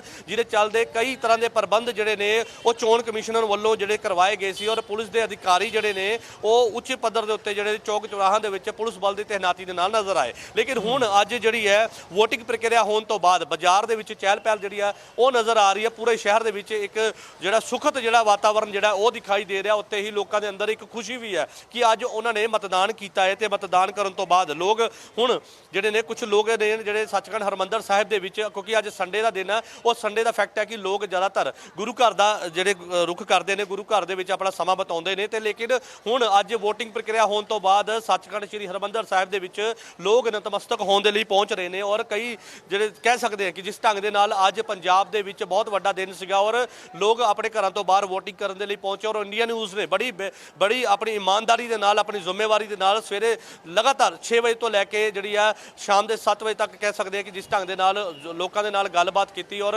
ਫੀਲਡ ਵਿੱਚ ਰਹੇ ਆ, ਹਰ ਤਰ੍ਹਾਂ ਦੇ ਪਹਿਲੂ ਦੇਖੇ ਨੇ, ਹਰ ਤਰ੍ਹਾਂ ਦੇ ਲੋਕਾਂ ਦੇ ਨਾਲ ਗੱਲਬਾਤ ਕੀਤੀ, ਵੋਟਿੰਗ ਪ੍ਰਕਿਰਿਆ ਕਿਸ ਤਰ੍ਹਾਂ ਨਾਲ ਹੋਈ ਔਰ ਕਿਸ ਤਰ੍ਹਾਂ ਦੇ ਇੰਤਜ਼ਾਮ ਕੀਤੇ ਗਏ ਨੇ, ਉਹਨਾਂ ਸਾਰਿਆਂ ਦੇ ਉੱਤੇ ਬੜੀ ਨਜ਼ਰ ਰੱਖੀ ਗਈ ਔਰ ਨਜ਼ਰ ਜਿਹੜੀ ਇਸ ਢੰਗ ਦੇ ਨਾਲ ਰੱਖੀ ਗਈ ਸੀ ਕਿ ਕਿਤੇ ਵੀ ਕੋਈ ਖਾਮੀ ਹੋਵੇ ਤੇ ਪਤਾ ਲੱਗ ਜਾਏ। ਲੇਕਿਨ ਕਿਤੇ ਨਾ ਕਿਤੇ ਅੱਜ ਜਿਹੜੀ ਆ ਪ੍ਰਸ਼ਾਸਨਿਕ ਅਧਿਕਾਰੀਆਂ ਵੱਲੋਂ ਜਿਹੜੇ ਪ੍ਰਬੰਧ ਕੀਤੇ ਗਏ ਸੀਗੇ ਉਹਨਾਂ ਪ੍ਰਬੰਧਾਂ ਦੇ ਹੇਠ ਜਿਹੜੇ ਨੇ ਅੱਜ ਅਮਨ ਅਮਾਨ ਦੇ ਨਾਲ ਜਿਹੜੀ ਹੈ ਵੋਟਿੰਗ ਪ੍ਰਕਿਰਿਆ ਜਿਹੜੀ ਹੈ ਪੰਜਾਬ ਦੇ ਵਿੱਚ ਹੋਈ ਹੈ ਔਰ ਇਹਦੇ ਜਿਹੜੇ ਰਿਜ਼ਲਟ ਨੇ ਉਹ 10 ਮਾਰਚ ਨੂੰ ਆਉਣੇ। ਹੁਣ ਦੇਖਣਾ ਹੋਏਗਾ ਕਿ ਜਿਹੜੇ ਵੋਟਰ ਜਿਹੜੇ ਨੇ ਇਹ ਕਹਿ ਰਹੇ ਨੇ ਕਿ ਬਦਲਾਵ ਦੀ ਰਾਜਨੀਤੀ ਚਾਹੀਦੀ ਆ, ਉਹਨਾਂ ਵੋਟਰਾਂ ਦੀ ਜਿਹੜੀ ਮੁੱਠੀ ਬੰਦ ਹੈ ਉਹ ਮੁੱਠੀ ਜਦੋਂ ਖੁੱਲਦੀ ਹੈ ਤੇ ਆਖਿਰਕਾਰ ਕਿਹਦੀ ਸਰਕਾਰ ਬਣਦੀ ਹੈ, ਕਿਹੜੀ ਸਰਕਾਰ ਤੇ ਲੋਕ ਵਿਸ਼ਵਾਸ ਜਤਾਉਂਦੇ ਨੇ ਤੇ ਕਿਹਨਾਂ ਦੇ ਉੱਤੇ ਮੋਹਰ ਲਗਾਉਂਦੇ ਨੇ, ਕਿਹਦੇ ਨਾਂ ਤੇ ਫਤਵਾ ਜਾਰੀ ਕਰਕੇ ਜਿਹੜੀ ਸਰਕਾਰ ਸੱਤਾ 'ਚ ਲੈ ਕੇ ਆਉਂਦੇ ਨੇ, ਉਹ ਹੁਣ ਦੇਖਣਾ ਬਲਦੀਪ ਬਾਕੀ ਹੋਏਗਾ ਜੀ।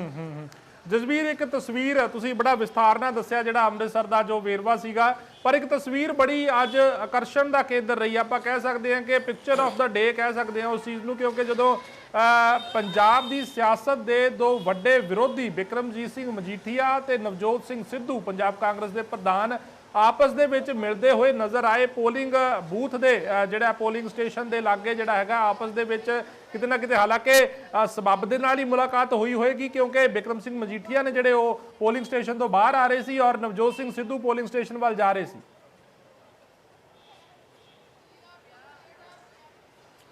ਦੇਖੋ ਬਲਦੀਪ, ਅੱਜ ਇਸ ਤਰ੍ਹਾਂ ਦੇ ਕਈ ਦ੍ਰਿਸ਼ ਸਾਹਮਣੇ ਆਏ ਜਦੋਂ ਕਿ ਵਿਰੋਧੀ ਆਪਸ ਦੇ ਵਿੱਚ ਭਿੜਦੇ ਨੇ ਔਰ ਆਪਸ ਦੇ ਵਿੱਚ ਰਾਮ ਸਲਾਮ ਦੁਆ ਸਲਾਮ ਕਰਦੇ ਨੇ। ਤੇ ਨਵਜੋਤ ਸਿੰਘ ਸਿੱਧੂ ਜਦੋਂ ਕਿ ਵੇਰਕਾ ਦੇ ਵਿੱਚ ਪੋਲਿੰਗ ਬੂਥ ਦੇ ਜਾਇਜ਼ਾ ਲੈਣ ਦੇ ਲਈ ਅੰਦਰ ਜਾਂਦੇ ਨੇ ਤੇ ਉੱਥੇ ਵਿਕਰਮ ਸਿੰਘ ਮਜੀਠੀਆ ਜਿਹੜੇ ਕਿ ਲਗਾਤਾਰ ਨਵਜੋਤ ਸਿੰਘ ਸਿੱਧੂ ਦੇ ਨਿਸ਼ਾਨੇ ਤੇ ਨੇ, ਉਹ ਬਾਹਰ ਆਉਂਦੇ ਨੇ ਤੇ ਨਵਜੋਤ ਸਿੰਘ ਸਿੱਧੂ ਨੂੰ ਹਾਲ ਚਾਲ ਪੁੱਛਦੇ ਨੇ, ਦੁਆ ਸਲਾਮ ਕਰਦੇ ਨੇ ਤੇ ਨਵਜੋਤ ਸਿੰਘ ਸਿੱਧੂ ਪਲਟ ਕੇ ਜਵਾਬ ਵੀ ਦਿੰਦੇ ਨੇ ਕਿ ਸਭ ਕੁਝ ਠੀਕ ਹੈ। ਤੇ ਕਹਿ ਸਕਦੇ ਹਾਂ ਕਿ ਇਸ ਲੜਾਈ ਜਿਹੜੀ ਆ ਉਹ ਸਿਆਸਤ ਦੀ ਆ, ਨਿੱਜੀ ਤੌਰ ਤੇ ਉੱਤੇ ਕੋਈ ਵੀ ਮਤਭੇਦ ਨਹੀਂ ਨਜ਼ਰ ਆ ਰਹੇ। ਲੇਕਿਨ ਅੱਜ ਦੀਆਂ ਜਿਹੜੀਆਂ ਤਸਵੀਰਾਂ ਨੇ ਉਹ ਇਹ ਸਾਬਤ ਕਰ ਰਹੀਆਂ ਨੇ ਕਿ ਸਿਆਸਤਦਾਨ ਜਿਹੜੇ ਨੇ ਸਿਰਫ ਸਿਆਸਤ ਦੀ ਲੜਾਈ ਹੀ ਲੜਦੇ ਨੇ, ਲੇਕਿਨ ਜਦੋਂ ਉਹਨਾਂ ਦੇ ਨਿੱਜੀ ਤੌਰ ਦੇ ਉੱਤੇ ਗੱਲਬਾਤ ਕਰੀਏ ਤੇ ਨਿੱਜੀ ਤੌਰ ਦੇ ਉੱਤੇ ਕਿਤੇ ਨਾ ਕਿਤੇ ਆਪਸ ਦੇ ਵਿੱਚ ਇਕੱਠੇ ਨਜ਼ਰ ਆਉਂਦੇ ਨੇ। ਲੇਕਿਨ ਅੱਜ ਇਸੇ ਤਰ੍ਹਾਂ ਦੀ ਤਸਵੀਰ ਜਿਹੜੀ ਇੱਕ ਹੋਰ ਨਜ਼ਰ ਆਈ ਨਾਰਥ ਦੀ, ਜੇਕਰ ਗੱਲ ਕਰੀਏ ਕੁੰਵਰ ਵਿਜੇ ਪ੍ਰਤਾਪ ਸਿੰਘ ਜਿਹੜੇ ਨੇ ਆਮ ਆਦਮੀ ਪਾਰਟੀ ਦੇ ਕੈਂਡੀਡੇਟ ਨੇ, ਉੱਥੇ ਕੀ ਬੀਜੇਪੀ ਦੇ ਕੈਂਡੀਡੇਟ ਜਦੋਂ ਉੱਥੇ ਪਹੁੰਚਦੇ ਨੇ ਉਹਨਾਂ ਦੇ ਨਾਲ ਗਲੇ ਮਿਲਦੇ ਨੇ।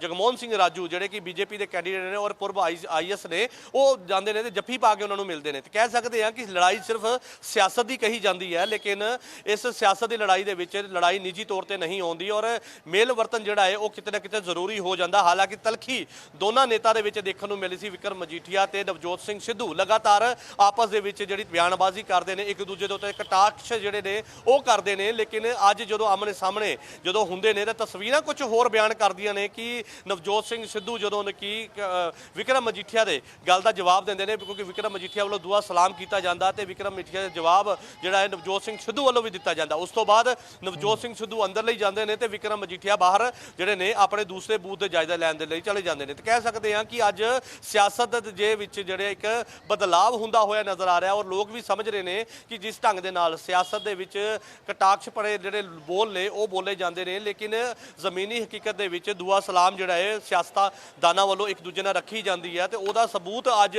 ਨਵਜੋਤ ਸਿੰਘ ਸਿੱਧੂ ਤੇ ਵਿਕਰਮ ਮਜੀਠੀਆ ਨੇ ਦੇ ਦਿੱਤਾ ਹੈ। ਹੋਰ ਕਈ ਸਿਆਸਤਦਾਨ ਅੱਜ ਇਕੱਠੇ ਹੋਏ, ਗਲੇ ਵੀ ਮਿਲੇ ਨੇ, ਆਪਸ ਵਿੱਚ ਗੱਲਬਾਤ ਵੀ ਕੀਤੀ ਹੈ, ਦੁਆ ਸਲਾਮ ਵੀ ਕੀਤੇ ਨੇ। ਕਈ ਐਸੀਆਂ ਤਸਵੀਰਾਂ ਨੇ ਜਿਹੜੀਆਂ ਕਿ ਅੱਜ ਦੇਖਣ ਨੂੰ ਮਿਲੀਆਂ ਔਰ ਇਹ ਗੱਲਾਂ ਬਿਆਨ ਹੁੰਦੀਆਂ ਨੇ ਕਿ ਸਿਆਸਤ ਦੀ ਲੜਾਈ ਦੇ ਵਿੱਚ ਨਿੱਜੀ ਤੌਰ ਤੇ ਕੋਈ ਵੀ ਕਿਸੇ ਤਰ੍ਹਾਂ ਦਾ ਮਤਭੇਦ ਜਿਹੜਾ ਹੈ ਉਹ ਨਹੀਂ ਹੁੰਦਾ। ਬਲਦੀਪ ਜੀ, ਬੜਾ ਵਿਸਥਾਰ ਨਾਲ ਜਸਬੀਰ ਤੁਸੀਂ ਦੱਸਿਆ ਕਿ ਸਿਆਸਤ ਆਪਣੀ ਜਗ੍ਹਾ ਹੈਗੀ ਹੈ ਔਰ ਜੋ ਨਿੱਜੀ ਰਿਲੇਸ਼ਨ ਨੇ ਆਪਾਂ ਕਹਿ ਸਕਦੇ ਹਾਂ ਉਹ ਆਪਣੀ ਜਗ੍ਹਾ ਹੈਗੇ ਨੇ। ਬਿਲਕੁਲ ਸਹੀ ਕਿਹਾ ਤੁਸੀਂ।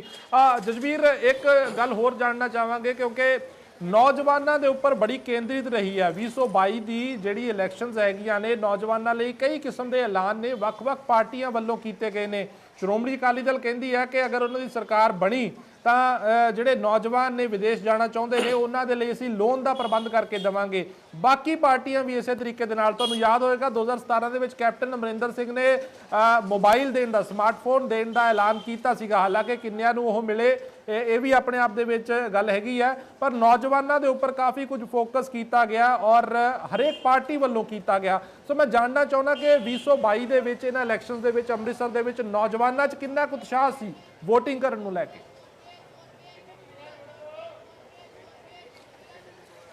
ਦੇਖੋ ਬਲਦੀਪ, ਨੌਜਵਾਨਾਂ ਦੀ ਜੇਕਰ ਗੱਲ ਕਰੀਏ ਤਾਂ ਨੌਜਵਾਨਾਂ ਨੂੰ ਕਿਤੇ ਅੱਖੋਂ ਪਰੋਲੇ ਨਹੀਂ ਕੀਤਾ ਜਾ ਸਕਦਾ। ਇਸ ਵਾਰ ਨੌਜਵਾਨਾਂ ਦਾ ਜਿਹੜਾ ਸੀਗਾ ਉਹ ਪਰਸੈਂਟੇਜ ਬਹੁਤ ਜ਼ਿਆਦਾ ਸੀਗਾ ਔਰ ਨੌਜਵਾਨ ਇਹ ਚਾਹੁੰਦੇ ਨੇ ਕਿ ਬਦਲਾਵ ਦੀ ਰਾਜਨੀਤੀ ਹੋਵੇ, ਕਿਉਂਕਿ ਲਗਾਤਾਰ ਵਾਅਦੇ ਕੀਤੇ ਜਾਂਦੇ ਨੇ, ਐਲਾਨ ਕੀਤੇ ਜਾਂਦੇ ਨੇ। ਔਰ ਪਿਛਲੀ ਵਾਰ ਜਿਵੇਂ ਤੁਸੀਂ ਦੱਸ ਰਹੇ ਹੋ 2017 ਦੇ ਵਿੱਚ ਕੈਪਟਨ ਅਮਰਿੰਦਰ ਸਿੰਘ ਨੇ ਘਰ ਘਰ ਨੌਕਰੀ ਦੇਣ ਦਾ ਵਾਅਦਾ ਕੀਤਾ ਸੀਗਾ ਔਰ ਗੁਟਕਾ ਸਾਹਿਬ ਹੱਥ ਵਿੱਚ ਫੜ ਕੇ ਜਿਹੜਾ ਇਹ ਨਸ਼ਾ ਖਤਮ ਕਰਨ ਦੀ ਗੱਲ ਕੀਤੀ ਸੀ। ਹੋਰ ਵੀ ਕਈ ਵਾਅਦੇ ਕੀਤੇ ਸੀ, ਲੇਕਿਨ ਉਹ ਵਾਅਦੇ ਕਿਤੇ ਨਾ ਕਿਤੇ ਪੂਰੇ ਨਹੀਂ ਹੁੰਦੇ। ਹੁਣ ਸ਼੍ਰੋਮਣੀ ਅਕਾਲੀ ਦਲ ਵੱਲੋਂ 2022 ਦੀ ਵਿਧਾਨ ਸਭਾ ਨੂੰ ਲੈ ਕੇ ਇੱਕ ਚੋਣ ਮੈਨੀਫੈਸਟੋ ਜਾਰੀ ਕਰ ਦਿੱਤਾ ਗਿਆ, ਜਿਹਦੇ ਵਿੱਚ ਸੁਖਬੀਰ ਸਿੰਘ ਬਾਦਲ ਨੇ ਇਹ ਬਿਆਨ ਦਿੱਤਾ ਕਿ ਮੈਂ 5 ਲੱਖ ਜਿਹੜੀਆਂ ਨੌਕਰੀਆਂ ਨੇ ਉਹ ਦੇਵਾਂਗਾ ਤੇ ਨਾਲ ਇਹ ਵੀ ਕਹਿ ਦਿੱਤਾ ਕਿ ਜਿਹੜਾ ਵੀ ਕੋਈ ਅਬਰੋਡ ਪੜਨ ਦੇ ਲਈ ਬੱਚਾ ਬਾਹਰ ਜਾਣਾ ਚਾਹੁੰਦਾ ਹੈ ਉਹਦੇ ਲਈ ਜਿਹੜਾ ਹੈ ਉਹ ਘੱਟ ਵਿਆਜ ਦੇ ਉੱਤੇ ਜਿਹੜਾ ਲੋਨ ਹੈ ਉਹ ਪ੍ਰੋਵਾਈਡ ਕਰਾਇਆ ਜਾਏਗਾ। ਕਿਤੇ ਨਾ ਕਿਤੇ ਕਹਿ ਸਕਦੇ ਹਾਂ ਕਿ ਨੌਜਵਾਨਾਂ ਦੇ ਉੱਤੇ ਵੀ ਜਿਹੜਾ ਹੈ ਉਹਨਾਂ ਨੂੰ ਪ੍ਰਭਾਵ ਕਰਨ ਦੇ ਲਈ ਚੋਣ ਮੈਨੀਫੈਸਟੋ ਦੇ ਵਿੱਚ ਕਿਤੇ ਨਾ ਕਿਤੇ ਜਗ੍ਹਾ ਬਣਾਈ ਗਈ ਔਰ ਉਹਨਾਂ ਨੂੰ ਪ੍ਰਭਾਵਿਤ ਕਰਨ ਦੇ ਲਈ, ਵੋਟਰ ਨੂੰ ਆਪਣੇ ਵੱਲ ਖਿੱਚਣ ਦੇ ਲਈ ਜਿਹੜੇ ਇਸ ਤਰ੍ਹਾਂ ਦੇ ਨਾਲ ਚੋਣ ਮੈਨੀਫੈਸਟੋ ਦੇ ਵਿੱਚ ਨੌਜਵਾਨਾਂ ਨੂੰ ਟਾਰਗੇਟ ਕੀਤਾ ਗਿਆ। ਲੇਕਿਨ ਇਸ ਗੱਲ ਦੇ ਵਿੱਚ ਇੱਕ ਗੱਲ ਸਾਫ਼ ਹੁੰਦੀ ਹੈ ਕਿ ਆਖਿਰਕਾਰ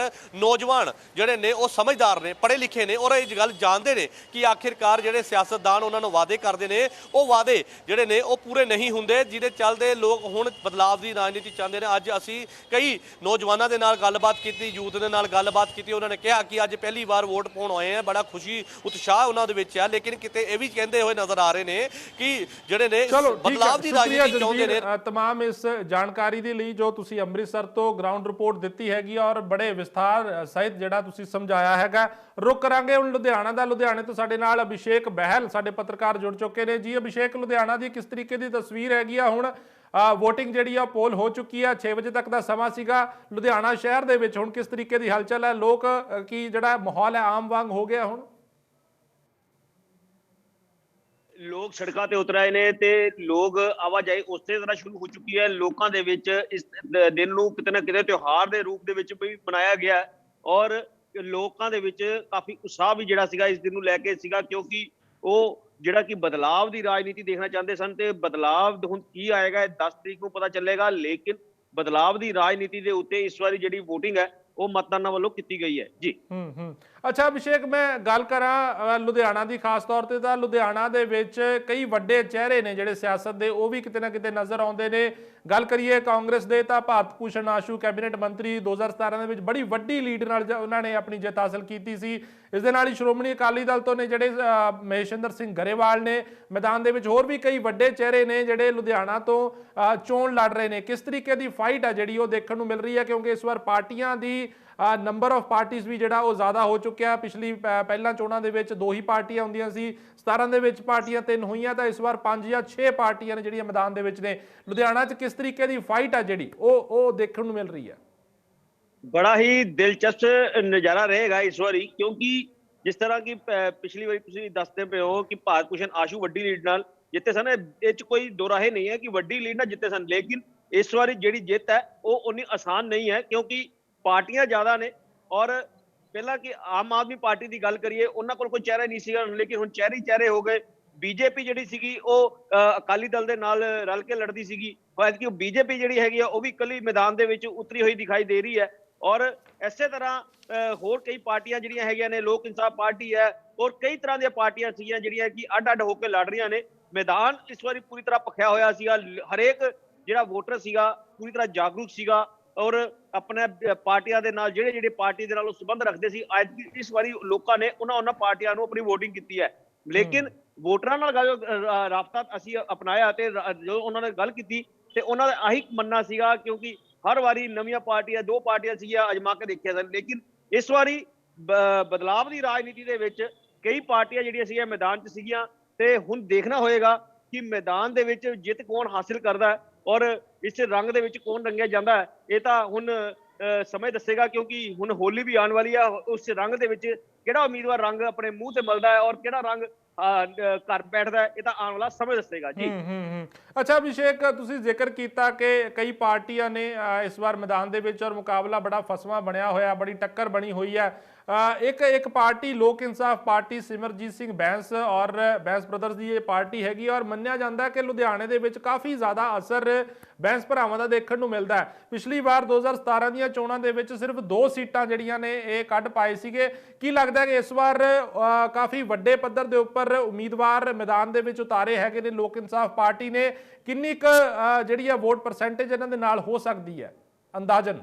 ਬਿਲਕੁਲ ਅਗਰ ਅੰਦਾਜ਼ਨ ਗੱਲ ਕਰੀਏ ਤੇ ਕੋਈ ਜ਼ਿਆਦਾ ਨਹੀਂ ਹੈ, ਉਹਨਾਂ ਦੇ ਨਾਲ VOTING ਜ਼ਿਆਦਾ ਨਹੀਂ ਸੀਗੀ, ਕਿਉਂਕਿ ਵੱਖ-ਵੱਖ ਪਾਰਟੀਆਂ ਦੇ ਅਦਾਰੇ ਸੀਗੇ ਜਿਹੜੇ ਕਿ ਇਸ ਵਾਰੀ ਚੋਣ ਮੈਦਾਨ ਦੇ ਵਿੱਚ, ਚੋਣ ਅਖਾੜੇ ਦੇ ਵਿੱਚ ਉਤਰੇ ਹੋਏ ਸਨ। ਅਗਰ ਗੱਲ ਕਰੀਏ ਲੋਕ ਇਨਸਾਫ ਪਾਰਟੀ ਦੇ ਬੈਂਸ ਬ੍ਰਦਰ ਦੀ ਗੱਲ ਕਰਦੇ ਹਾਂ ਤਾਂ ਬੈਂਸ ਬ੍ਰਦਰ ਵਾਸਤੇ ਵੀ ਅੱਜ ਇਸ ਵਾਰ ਦੀ ਜਿਹੜੀ ਲੜਾਈ ਹੈ ਉਹ ਆਸਾਨ ਨਹੀਂ ਹੈ, ਕਿਉਂਕਿ ਉਹਨਾਂ ਦੇ ਹੀ ਵਿਪਕਸ਼ ਦੇ ਵਿੱਚ ਜਿਹੜੀ ਪਾਰਟੀ ਦੇ ਵਿੱਚ ਕਾਂਗਰਸ ਪਾਰਟੀ ਦੇ ਵਿੱਚ ਉਹਨਾਂ ਦੇ ਜਿਹੜੇ ਸਾਥੀ ਸਨ, ਉਹਨਾਂ ਦੇ ਦੋਸਤ ਸਨ, ਉਹ ਉਹਨਾਂ ਦੇ ਜਿਹੜੇ ਸਾਹਮਣੇ ਹੈਗੇ ਨੇ ਉਹ ਲੜਾਈ ਦੇ ਵਿੱਚ ਸਾਹਮਣੇ ਸਨ। ਉਹਨਾਂ ਨੇ ਵੀ ਕਿਤੇ ਨਾ ਕਿਤੇ ਇਸ ਲੜਾਈ ਦੇ ਵਿੱਚ ਤਿੱਖੇ ਵਾਰ ਵੀ ਕੀਤੇ ਔਰ ਇਹ ਵੀ ਤੁਹਾਨੂੰ ਦੱਸ ਦਈਏ ਇੱਕ ਦਿਨ ਪਹਿਲਾਂ ਜਿਹੜਾ ਕਿ ਕੱਲ ਦੀ ਗੱਲ ਰਾਤ ਸੀਗੀ ਉਸ ਦੌਰਾਨ ਇਹਨਾਂ ਦੋਨੋਂ ਪਾਰਟੀਆਂ ਦੇ ਵਿੱਚ ਝੜਪ ਵੀ ਹੋਈ ਸੀਗੀ ਛੁੱਟ-ਮੁੱਟ। ਲੇਕਿਨ ਅਗਰ ਗੱਲ ਕਰੀਏ ਰਾਹ ਕਿਸੇ ਦੀ ਵੀ ਆਸਾਨ ਜਿਹੜੀ ਹੈਗੀ ਆ ਉਹ ਦਿਖਾਈ ਨਹੀਂ ਦੇ ਰਹੀ ਇਸ ਵਾਰੀ। ਆਪਣੀ ਜਿਹੜੀ ਸੀਟ ਬਚਾਉਣ ਦੇ ਚੱਕਰ ਦੇ ਵਿੱਚ ਹਰ ਕੋਈ ਲੱਗਾ ਹੋਇਆ, ਆਪਣੀ ਲਾਜ ਬਚਾਉਣ 'ਚ ਲੱਗਿਆ ਹੋਇਆ। ਹੁਣ ਦੇਖਣਾ ਹੋਏਗਾ ਕਿਹਦੀ ਲਾਜ ਬਚਦੀ ਹੈ ਜਾਂ ਦੂਜਾ ਕਿਹੜਾ ਬੰਦਾ ਜਿਹੜਾ ਹੈਗਾ ਘਰ ਬੈਠਦਾ ਜੀ। ਅੱਛਾ ਅਭਿਸ਼ੇਕ, ਲੁਧਿਆਣਾ ਨੂੰ ਮੈਨਚੈਸਟਰ ਆਫ ਇੰਡੀਆ ਵੀ ਕਿਹਾ ਜਾਂਦਾ ਕਿਉਂਕਿ ਸਨਅਤ ਹੌਜ਼ਰੀ ਦਾ ਕੰਮ ਜਿਹੜਾ ਬਹੁਤ ਜ਼ਿਆਦਾ ਹੈਗਾ ਔਰ ਇਸੇ ਦੇ ਚਲਦੇ ਪ੍ਰਵਾਸੀ ਵੀ ਬਹੁਤ ਜ਼ਿਆਦਾ ਲੁਧਿਆਣਾ ਦੇ ਵਿੱਚ ਹੈਗੇ ਨੇ। ਲੁਧਿਆਣੇ 'ਚ ਤਾਂ ਕੀ ਮਸਲੇ ਹੈਗੇ ਨੇ ਉਹ ਪ੍ਰਵਾਸੀਆਂ ਦੇ, ਜਿਹੜੇ ਪ੍ਰਵਾਸੀ ਜੋ ਸਿਆਸੀ ਪਾਰਟੀਆਂ ਜਿਸ ਨੂੰ ਐਡਰੈਸ ਕਰਨਾ ਚਾਹੁੰਦੀਆਂ ਸੀ ਜਾਂ ਕੀਤਾ ਹੈਗਾ, ਜਾਂ ਪ੍ਰਵਾਸੀ ਕੀ ਚਾਹੁੰਦੇ ਨੇ ਕਿ ਸਾਡੇ ਮਸਲੇ ਨੇ ਜਿਹੜੇ ਹੱਲ ਹੋਣੇ ਚਾਹੀਦੇ, ਕਿ ਉਹ ਵੱਡੀ ਗਿਣਤੀ ਪ੍ਰਵਾਸੀਆਂ ਦੀ ਲੁਧਿਆਣੇ ਦੇ ਵਿੱਚ ਹੈਗੀ ਆ? ਬਿਲਕੁਲ, ਪ੍ਰਵਾਸੀਆਂ ਦੀ ਗੱਲ ਕਰੀਏ ਤੇ ਸਾਊਥ ਹਲਕੇ ਦੇ ਵਿੱਚ ਪ੍ਰਵਾਸੀਆਂ ਦੀ ਜਿਹੜੀ ਤਾਦਾਦ ਹੈ ਉਹ ਕਾਫੀ ਦੇਖੀ ਜਾਂਦੀ ਹੈ ਔਰ ਉਸੇ ਇਲਾਕੇ ਦੇ ਵਿੱਚ ਬੈਂਸ ਬ੍ਰਦਰ ਜਿਹੜੇ ਹੈਗੇ ਨੇ ਲੰਬੇ ਸਮੇਂ ਤੋਂ ਕਾਬਜ ਵੀ ਸਨ ਲੇਕਿਨ ਉੱਥੇ ਤੁਹਾਨੂੰ ਇਹ ਵੀ ਦੱਸ ਦਈਏ ਕਿਉਂਕਿ ਉਸ ਇਲਾਕੇ ਦਾ ਕੋਈ ਵਿਕਾਸ ਨਹੀਂ ਹੋਇਆ, ਉੱਥੇ ਗੰਦਗੀ ਦੇ ਢੇਰ, ਗੰਦਗੀ ਦੇ ਆਲਮ ਅਸੀਂ ਆਪਣੇ ਚੈਨਲ ਦੇ ਮਾਧਿਅਮ ਦੇ ਰਾਹੀਂ ਦਿਖਾਏ ਵੀ ਰਹੇ। ਉੱਥੇ ਜਿਹੜੇ ਇੰਡਸਟਰੀ ਸੰਗਤਕਾਰ ਸੀਗੇ ਉਹ ਉੱਥੋਂ ਦੀ ਸੜਕਾਂ ਨੂੰ ਲੈ ਕੇ ਪੂਰੇ 5 ਸਾਲ ਜਿਹੜਾ ਉਹਨਾਂ ਨੇ ਸੰਤਾਪ ਭੋਗਿਆ। ਉਸ ਤੋਂ ਬਾਅਦ ਹੁਣ ਤੁਸੀਂ ਦੇਖ ਸਕਦੇ ਹੋ ਇਸ ਵਾਰੀ ਹੁਣ ਹਰੇਕ ਉਮੀਦਵਾਰ ਦੀ ਜਿਹੜੀ ਕਿਸਮਤ ਹੈ ਅੱਜ ਈਵੀਐਮ ਦੇ ਵਿੱਚ ਜਿਹੜੀ ਹੈ ਉਹ ਕੈਦ ਵੀ ਹੋ ਚੁੱਕੀ ਹੈ। ਠੀਕ ਹੈ, ਸ਼ੁਕਰੀਆ ਅਭਿਸ਼ੇਕ तमाम ਇਸ ਜਾਣਕਾਰੀ ਦੇ ਲਈ। ਤੁਸੀਂ ਲੁਧਿਆਣਾ ਤੋਂ ਜਿਹੜਾ ਉਹ ਬੜਾ ਵਿਸਤਾਰ ਸਹਿਤ ਜਿਹੜਾ ਵੇਰਵਾ ਸਾਡੇ ਕੋਲ ਪਹੁੰਚਾਇਆ ਹੈਗਾ ਇੰਡੀਆ ਨਿਊਜ਼ ਪੰਜਾਬ ਦੇ ਕੋਲ, ਤੁਹਾਡਾ ਬਹੁਤ ਬਹੁਤ ਧੰਨਵਾਦ। ਸੋ ਰੁਕ ਕਰਾਂਗੇ ਹੁਣ ਮੋਹਾਲੀ ਤੋਂ ਸਾਡੇ ਨਾਲ, ਚੰਡੀਗੜ੍ਹ ਤੋਂ ਸਾਡੇ ਨਾਲ ਸੰਦੀਪ ਸਿੰਘ ਜੁੜੇ ਹੋਏ ਨੇ। ਜੀ ਸੰਦੀਪ, ਕਿਸ ਤਰੀਕੇ ਦਾ ਮਾਹੌਲ ਹੈਗਾ ਹੁਣ? ਆਮ ਜਨਜੀਵਨ ਜਿਹੜਾ ਉਹ ਆਮ ਦੇ ਤਰੀਕੇ ਨਾਲ ਹੋ ਚੁੱਕਿਆ ਕਿਉਂਕਿ VOTING ਹੋ ਚੁੱਕੀ ਹੈ, 6 ਵਜੇ ਤੱਕ ਜਿਹੜੀ ਹੈ VOTING ਹੋਣੀ ਸੀਗੀ।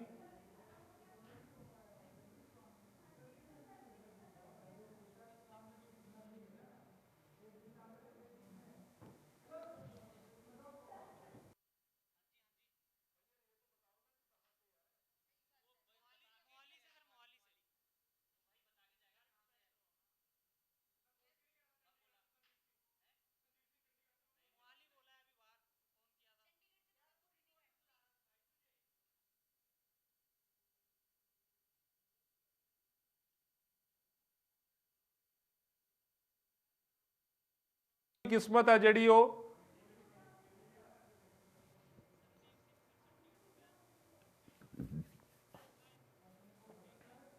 सो साडे नाल साडे पत्रकार चंडीगढ़ तो संदीप सिंह जुड़ चुके ने। जी संदीप, ईवीएम दे विच उम्मीदवारां दी किस्मत है जी 1304 उम्मीदवारां दी किस्मत है जी ईवीएम दे विच कैद हो चुकी है। सो की कहना चाहोगे, क्योंकि हुण 10 मार्च नूं सीधा नतीजे आउणगे और पता लगेगा कि किहड़ा उम्मीदवार किहड़ी पार्टी किन्ने पानी दे विच खड़ी है।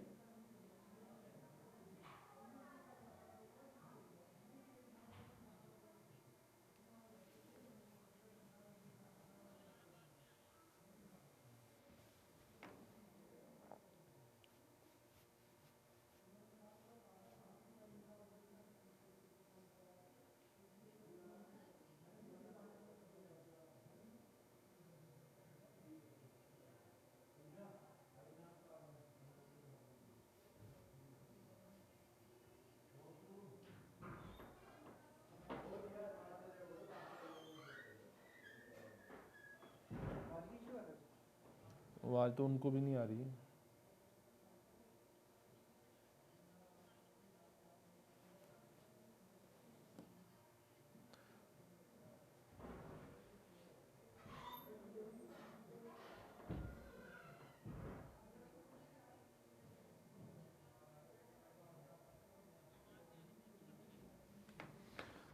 सो शुक्रिया संदीप तमाम इस जानकारी के लिए। सो जो साडे पत्रकार ਵੱਖ-ਵੱਖ ਥਾਵਾਂ ਤੋਂ ਜਿਹੜੇ ਉਹਨਾਂ ਨੇ ਜਾਣਕਾਰੀ ਦਿੱਤੀ ਹੈਗੀ ਹੈ, ਚਾਹੇ ਅੰਮ੍ਰਿਤਸਰ ਦੀ ਗੱਲ ਕਰੀਏ, ਚਾਹੇ ਮੋਹਾਲੀ ਦੀ ਗੱਲ ਕਰੀਏ, ਚੰਡੀਗੜ੍ਹ ਦੀ ਗੱਲ ਕਰੀਏ और इस दे नाल लुधियाना की गल करिए, तमाम जो बठिंडा तो साडे पत्रकार कुलविंदर ग्रोवर ने जिहड़ी है भरपूर जानकारी जिहड़ी है ग्राउंड जीरो तो दी हैगी है। सो कह सकते हैं कि वड्डे तौर पर एक शांतिपूर्ण तरीके दे विच, हालांकि छोटी मोटियां घटनावां जरूर देखण नूं मिलियां ने, पर वड्डे तौर पर जिहड़ा वो शांतिपूर्ण ढंग दे नाल जिहड़ियां ने 2022 ਦੀਆਂ पंजाब ਦੀਆਂ विधान सभा चोणां ने जिहड़ियां ਉਹ नेपरे चढ़ चुकियां ने। सो दस दईए कि जिहड़ा कि मुख मुकाबला जिहड़ा ਉਹ कई पार्टियां दे विच है, कई पार्टियां इस बार चोण मैदान दे विच ने, बेशक कांग्रेस होवे, आम आदमी पार्टी होवे, श्रोमणी अकाली दल होवे, बीजेपी भी इस बार पहली बार श्रोमणी अकाली दल तो वख होकर चोणां लड़ रही है और 67 सीटां दे उपर जिहड़ा बीजेपी दे वल्लों चोणां लड़ियां जा रही ने। बड़ा इंटरस्टिंग होवेगा देखना जिस दिन नतीजे आउणगे, क्योंकि हाले तक बीजेपी का जिहड़ा ग्राफ हैगा वोटिंग परसेंटेज हैगी है 2012 दे विच 7.2 रहिंदी हैगी है, जदों कि 2017 दे विच होर घट जांदी है 5.4 दे उपर बीजेपी की वोटिंग परसेंटेज चले जाती है। सो फिलहाल दे लई इन्ना ही। जुड़े रहो इंडिया न्यूज़ पंजाब दे नाल।